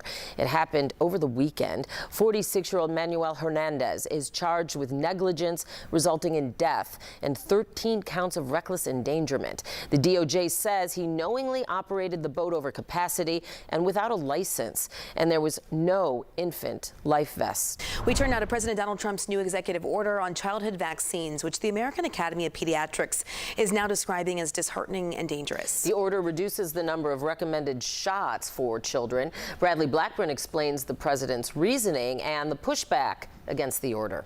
President Trump's new executive order reverses decades of childhood vaccination guidelines. Vaccinations for hepatitis B, COVID-19, and influenza, among others, are no longer recommended for all children. The order recommends reducing the number of childhood vaccines from 18 to 11, and it advises states to separate the measles, mumps, and rubella vaccine into 3 shots to be given in separate visits when possible. Decades ago, children received only a small fraction of the vaccines required today. In those times, people were much healthier, and of course, the high rates of autism now observed did not exist. But in research conducted for decades across multiple countries and on more than 5 million children, there's no evidence the existing childhood vaccine schedule poses long-term risk to children's health nor increased risk for autism. I'm not sure that there is anything that has been as thoroughly looked at as this question about whether or not there is a link between autism and vaccines. And the answer is unequivocally no. The American Academy of Pediatrics called the order dangerous, while some pediatricians warn splitting up the shots places new hardship on families. We would wind up starting to see drops in vaccine coverage for families who can't afford to keep coming in. It is the states, not the federal government, that set school immunization requirements. The new executive order comes as the U.S. faces the worst measles outbreak in more than 3 decades. Bradley Blackburn, CBS News, New York. Republican Senator Bill Cassidy, a doctor, called the order, quote, so wrong, and wrote online that parents should listen to pediatricians about vaccines. Now, the president acknowledged the order is not a mandate. The Illinois Health Department also weighing in on this conversation. A rep told us in a statement that its endorsement of the American Academy of Pediatrics childhood vaccine schedule remains in effect. It added that the state has taken several steps to make vaccines more accessible. We told you about them offering vaccinations through through mobile clinics. And then you may remember just last year, the governor signed that act to empower the health department to publish science-based vaccine guidance. It also required insurers to cover recommended vaccines as well. 6 states are holding primary elections, which could indicate some early trends on the national level. Yeah, in Wisconsin, Democratic voters will decide another high-profile race between the party's progressive and establishment wings. Democratic Socialist Francesca Hong is up against the more moderate David Crowley for the Democratic nomination in the governor's race. They're running to succeed outgoing Democratic Governor Tony Evers. Today's primary comes on the heels of Abdul El-Sayed winning the Democratic Senate primary in Michigan, which was a win for progressives. And a similar contest playing out today in Minnesota as voters there decide their Senate nominees. The centrist candidate, Congresswoman Angie Craig, is taking on progressive Lieutenant Governor Peggy Flanagan. Minnesota voters have not elected a Republican to a statewide office since 2006. And in South Carolina, GOP voters will choose a successor for the late Senator Lindsey Graham. After his sudden death, Lindsey Graham's sister, Darlene Graham, was appointed to serve until January. Days after she was sworn in, she announced that she was running for a full term. There are a total of 10 Republicans running in that special primary election right now.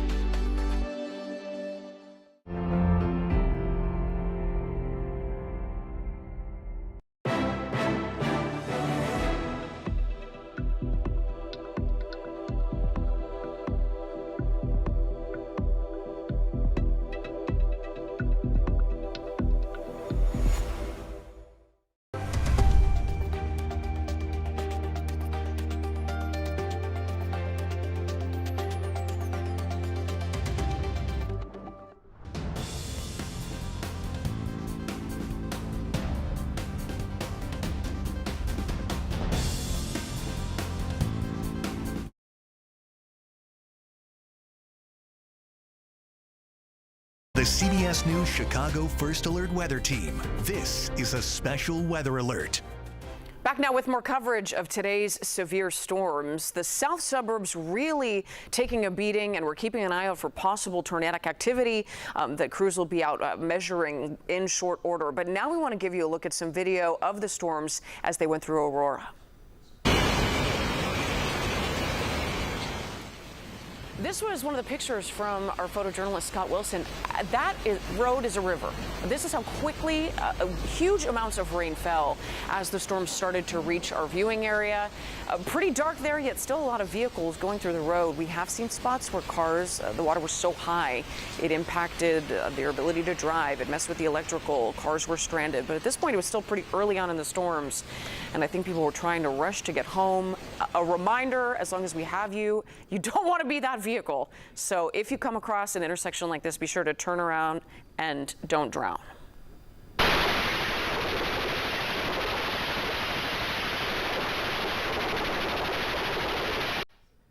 Howling winds heard on the speaker of this Ring video camera. The doorbell camera also capturing waves of rain pounding the pavement in this driveway in Plainfield. I've got a friend who lives pretty near this area. She had some trees uprooted in her front yard to again show you the strength of these storms. We now want to move over to Shorewood.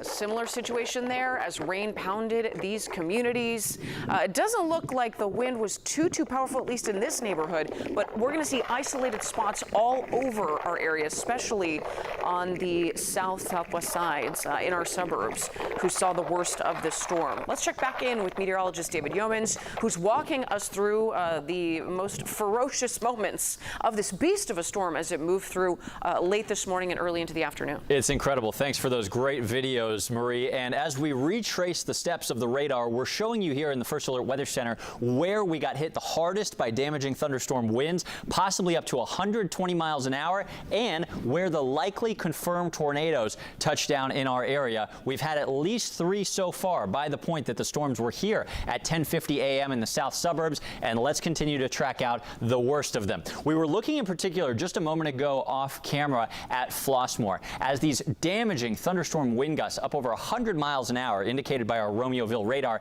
hit Flossmoor. You see this notch in the radar? If we actually overlay the rotation or the shear on this storm, this was not only likely damaging thunderstorm winds in Flossmoor, but the real possibility of a strong tornado that could have been an EF2. Of course, National Weather Service surveys may take a couple of days to complete with how many potential tornadoes we had, but look at this. Right near Flossmoor, south of Country Club Hills, this is in the far south suburbs, 126 mile-per-hour winds sampled by radar, and this is quite close to our Romeoville radar site, so we're not looking very far above the ground. It's very likely that these winds did translate to ground level. Not only that, was that damaging thunderstorm straight-line winds or was it a tornado? Well, for that, we look at our debris detector, and it looks here like it was a tornado. South of Country Club Hills, and on the next radar frame moving over Flossmoor to areas eastward, we had at least a brief tornado touchdown that could have had strong winds over 100, even over 120 miles per hour.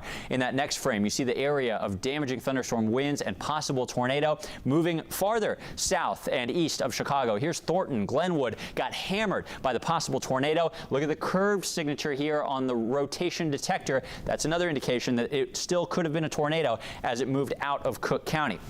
Then, our friends in Gary got smashed. We just had a report come in from the Gary airport of confirmed 99 mile per hour wind gusts that our meteorologist Laura Bannon saw in the Weather Center. That was our strongest gust of the day, although reports are still coming in, so join us at 4 for updates. Here we are with the radar sampling at that time, 118 mile per hour winds, at least just above ground level on the south side of Gary. Crown Point, we also had a likely tornado in this area. So for that, let's switch back to 11:03 a.m. and look at that. We had not only indications of shear or rotation on radar, but we had another drop in the correlation coefficient. That's a fancy way of saying this is likely tornadic debris, and right there it lines up perfectly with what we always tell you on the rotation detector. It's not these straight lines that show a tornado, it's the curved segments, and there it was on the north side of Crown Point. That's another likely radar confirmed tornado.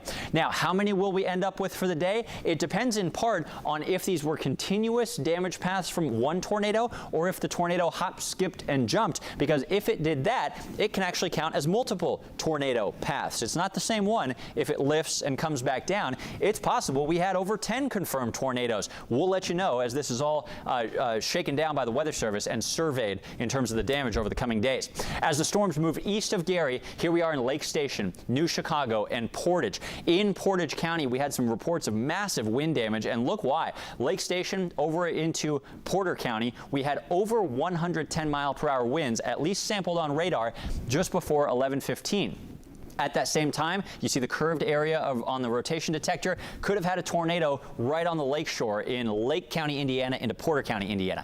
After that, massive thunderstorm winds, at least damaging winds, possibly a tornado moving from Portage into Chesterton. It is exceedingly rare to see anything over 90 miles an hour on thunderstorm straight line winds. This was over 120 miles an hour at times. Just incredible.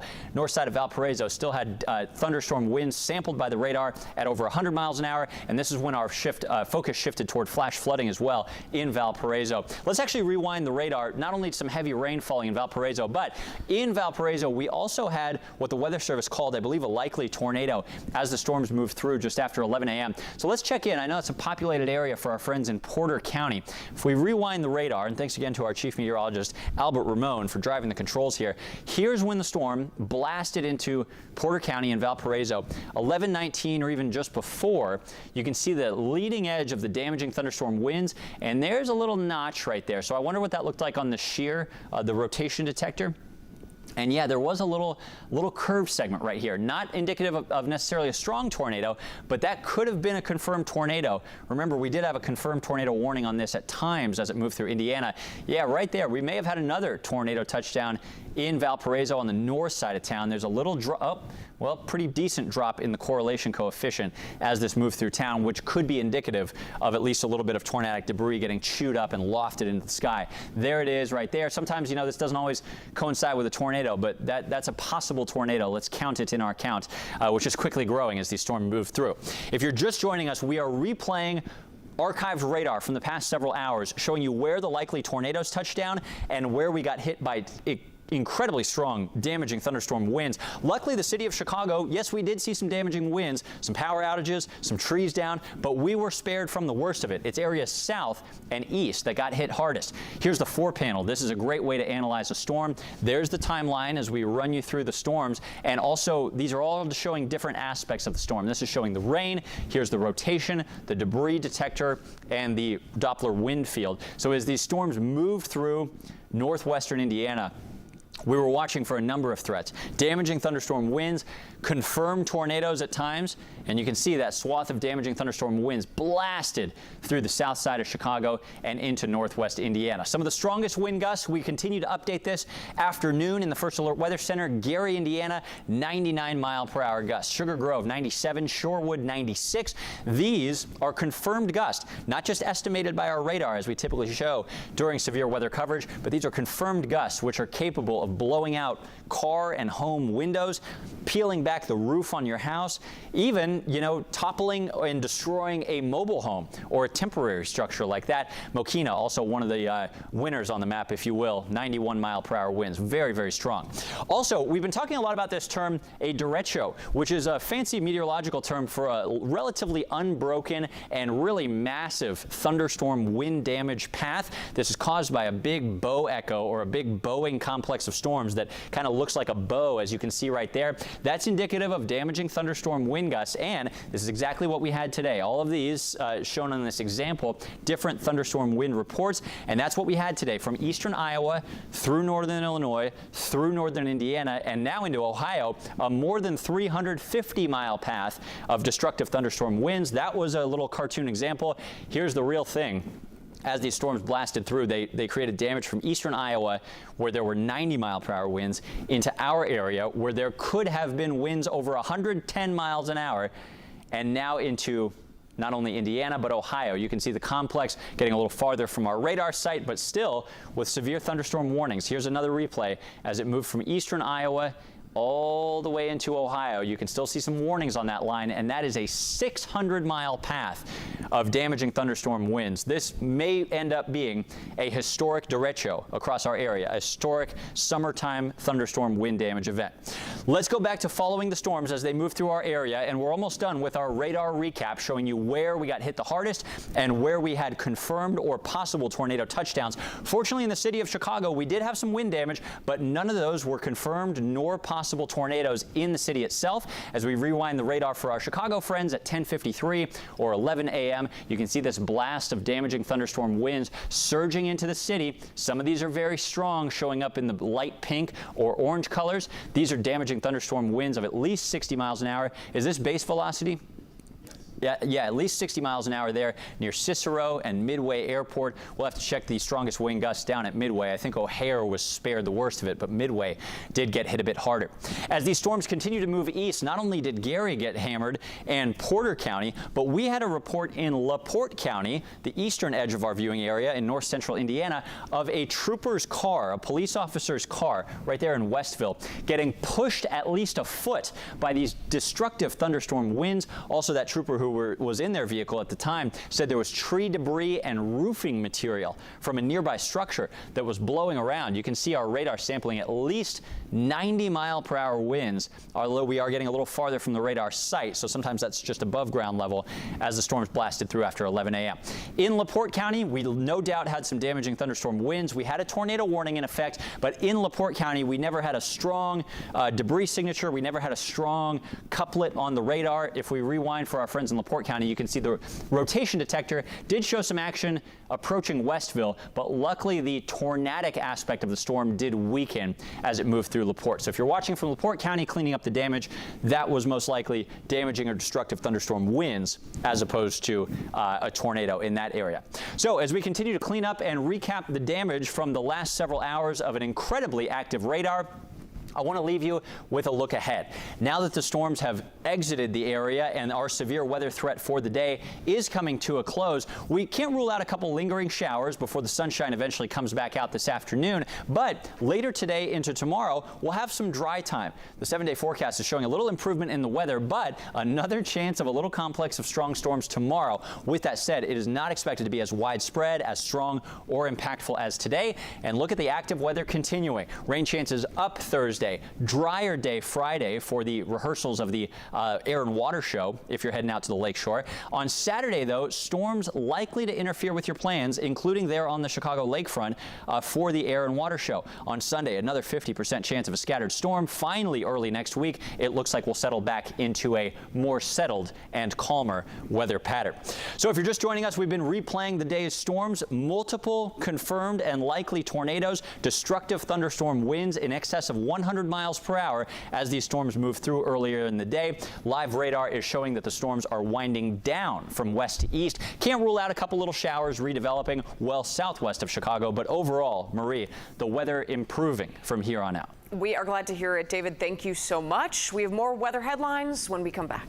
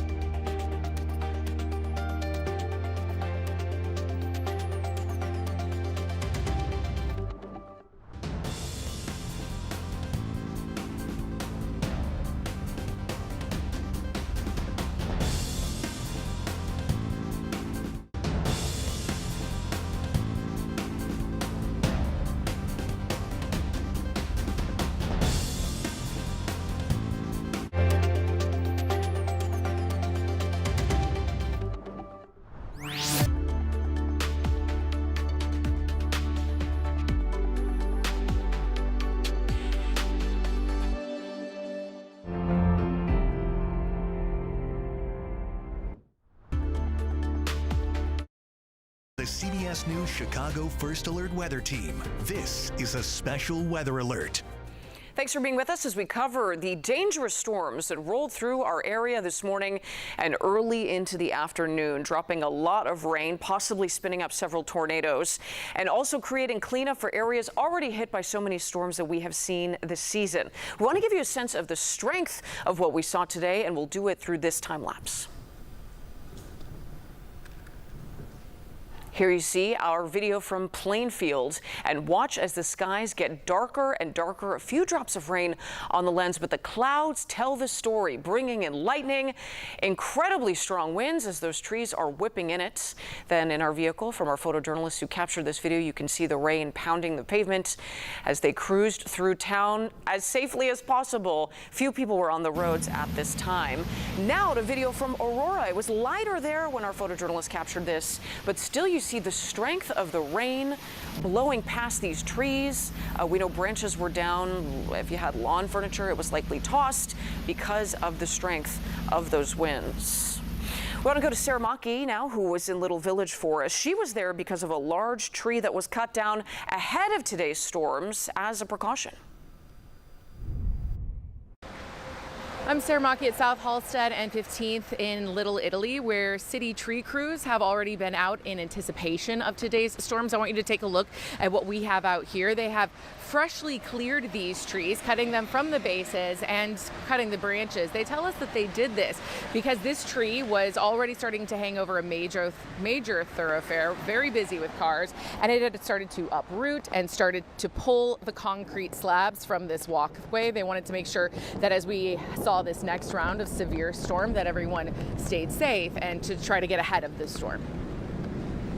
That was our Sarah Maki reporting from Little Italy. Thank you so much, Sarah. We now want to check back in with our chief meteorologist, Albert Ramon, who's been watching the radar for us all day. Albert. So we're in the clear. There's no more severe weather remainder of the day, but I want to show you a radar rewind of how this squall line of intense thunderstorms worked across the area, moving into our far western viewing area, DeKalb and LaSalle counties. We got closer to the 10 o'clock hour at 11 a.m. in Chicago.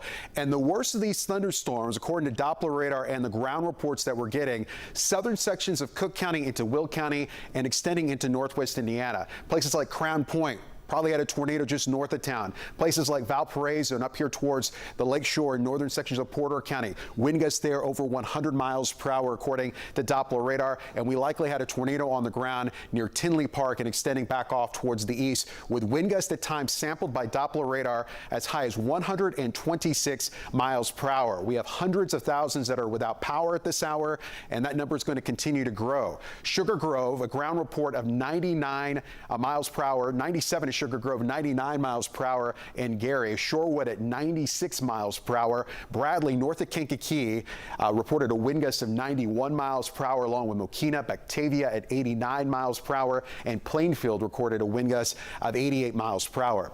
No active watches or warnings. That's the good news. There's still some residual flash flooding issues the next couple hours in northwest Indiana, and other than a lingering shower, we're going to be mainly quiet. We'll look for actually some peaks of sunshine, and temperatures will warm up. But we're not done with a severe weather threat yet. It appears late this evening and overnight, another disturbance comes in, will allow for another round of scattered showers and storms. Our main concern tonight and carrying over into early Wednesday morning is going to come from wind and also additional flash flooding.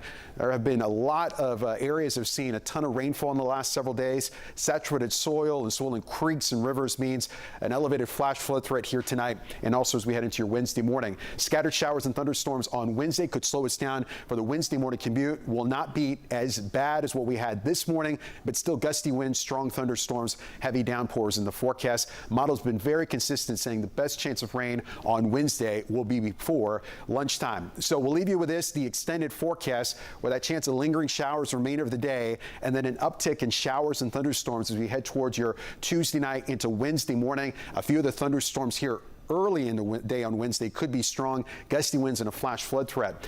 More scattered showers and thunderstorms, but the lack of instability in our atmosphere will take the stronger severe weather wording out of it. But Thursday's showers could allow for a flood threat. We'll watch that. We'll start to dry out just a bit and we'll cool down with some stable air on Friday. But the unfortunate part of this weathercast is that we have a busy weekend ahead with the air and water show, and storms are looking likely as we head towards Saturday. And we'll have to keep an eye on a flash flood threat and maybe even some gusty thunderstorms on Saturday. Right now, we think the greatest risk for your outdoor plans will be clouded ground lightning and downpours on Saturday and some scattered storms even in the forecast on Sunday. We'll continue to keep an eye on the Doppler radar, but the good news this afternoon is that the severe weather threat is over, but we're not done with these rain chances yet. Additional showers and thunderstorms, they are in the forecast as we continue our coverage of this derecho. A long swath of wind where we know from Doppler radar produced wind gusts upwards of 100 to 126 miles per hour.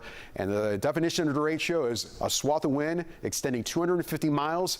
Right now, the swath of wind is over 600 miles with this particular system. We'll keep you updated here on CBS News Chicago throughout the afternoon. An incredible series of storms. Albert, thank you so much. We had our cameras rolling all across our area during today's event. This is a look at things in Lamont as rain was falling there, and you can see the wind blowing through those trees and a few branches starting to come down if you look closely. But the air's so saturated with those heavy rains, blowing branches, etc., throughout lawns all across our area. Now we take you to Elmhurst.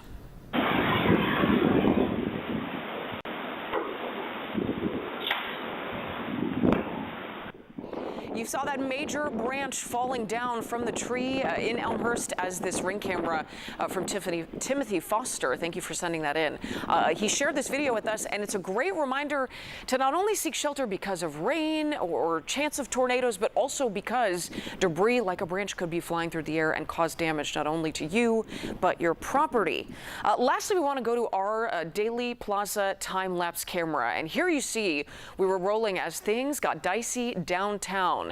That series of storm clouds building west on Washington, and then ultimately bringing with it, as you will see here, rain falling very steadily throughout the late morning in Daily Plaza. The city moving as usual, but seeing several rounds of rain and concerning winds as we went.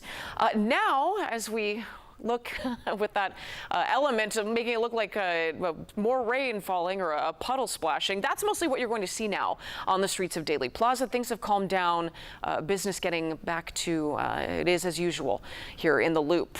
But plenty of people still having their umbrella as we see some pop-up showers or a few rounds of drizzle still headed our way on what has been an incredibly busy day of weather.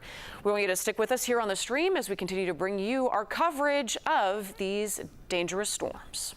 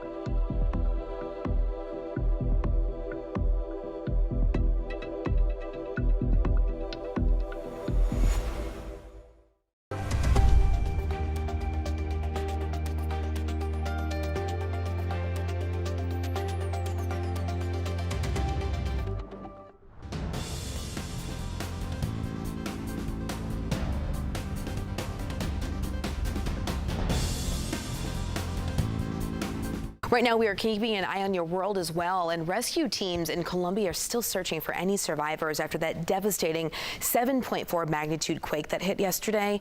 We do know 132 people are confirmed dead. We also know 600 others are hurt. Police and search dogs are combing through all of this rubble here. You could see that.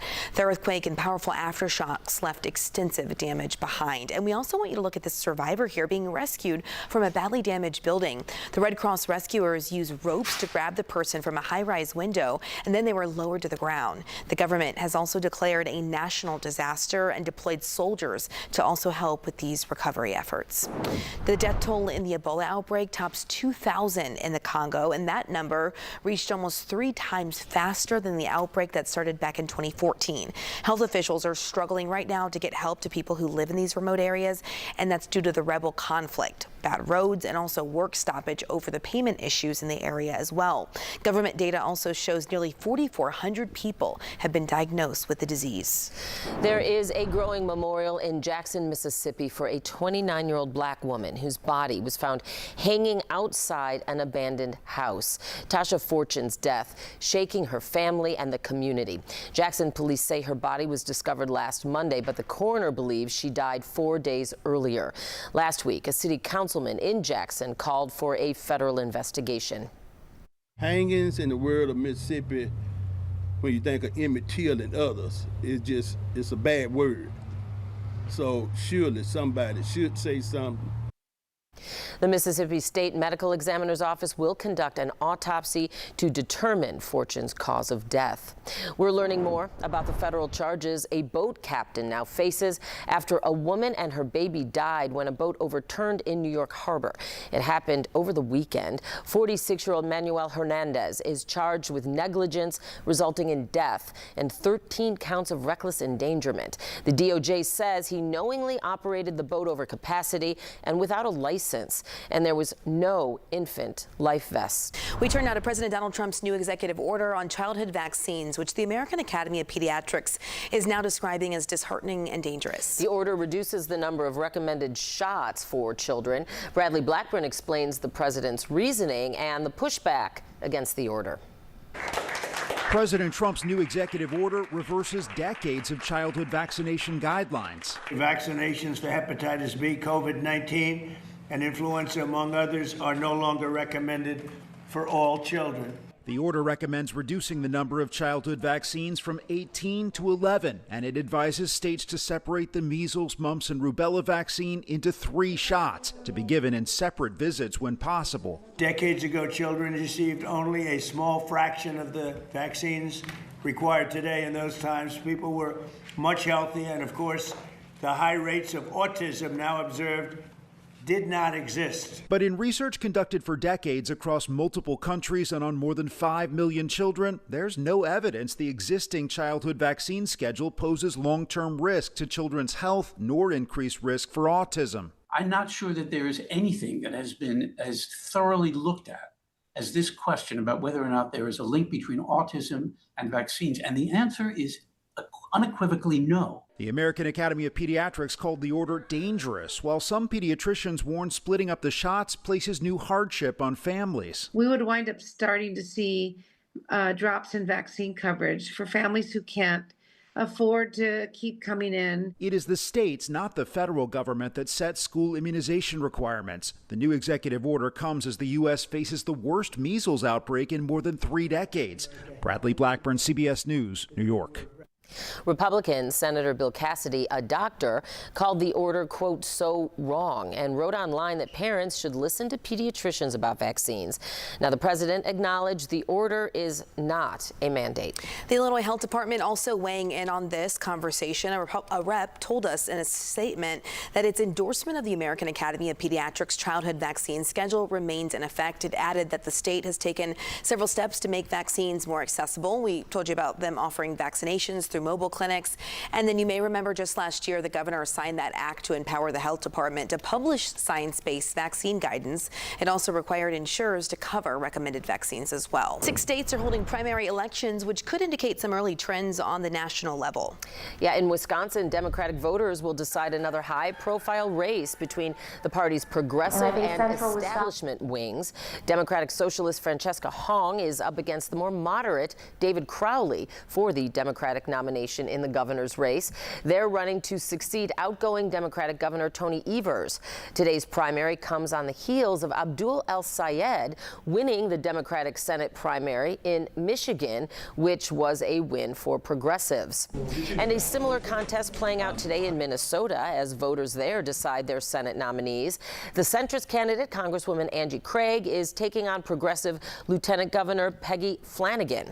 Minnesota voters have not elected a Republican to a statewide office since 2006. And in South Carolina, GOP voters will choose a successor for the late Senator Lindsey Graham. After his sudden death, Lindsey Graham's sister, Darlene Graham, was appointed to serve until January. Days after she was sworn in, she announced that she was running for a full term. There are a total of 10 Republicans running in that special primary election right now.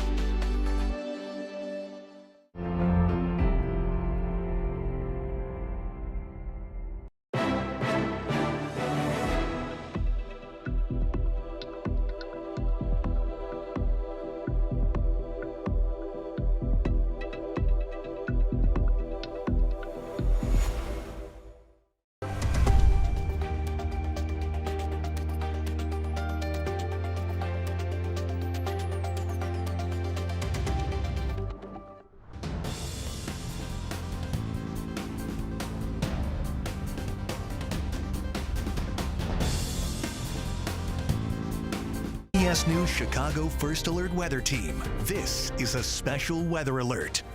Thanks for being with us as we cover the dangerous storms that rolled through our area this morning and early into the afternoon, dropping a lot of rain, possibly spinning up several tornadoes, and also creating cleanup for areas already hit by so many storms that we have seen this season.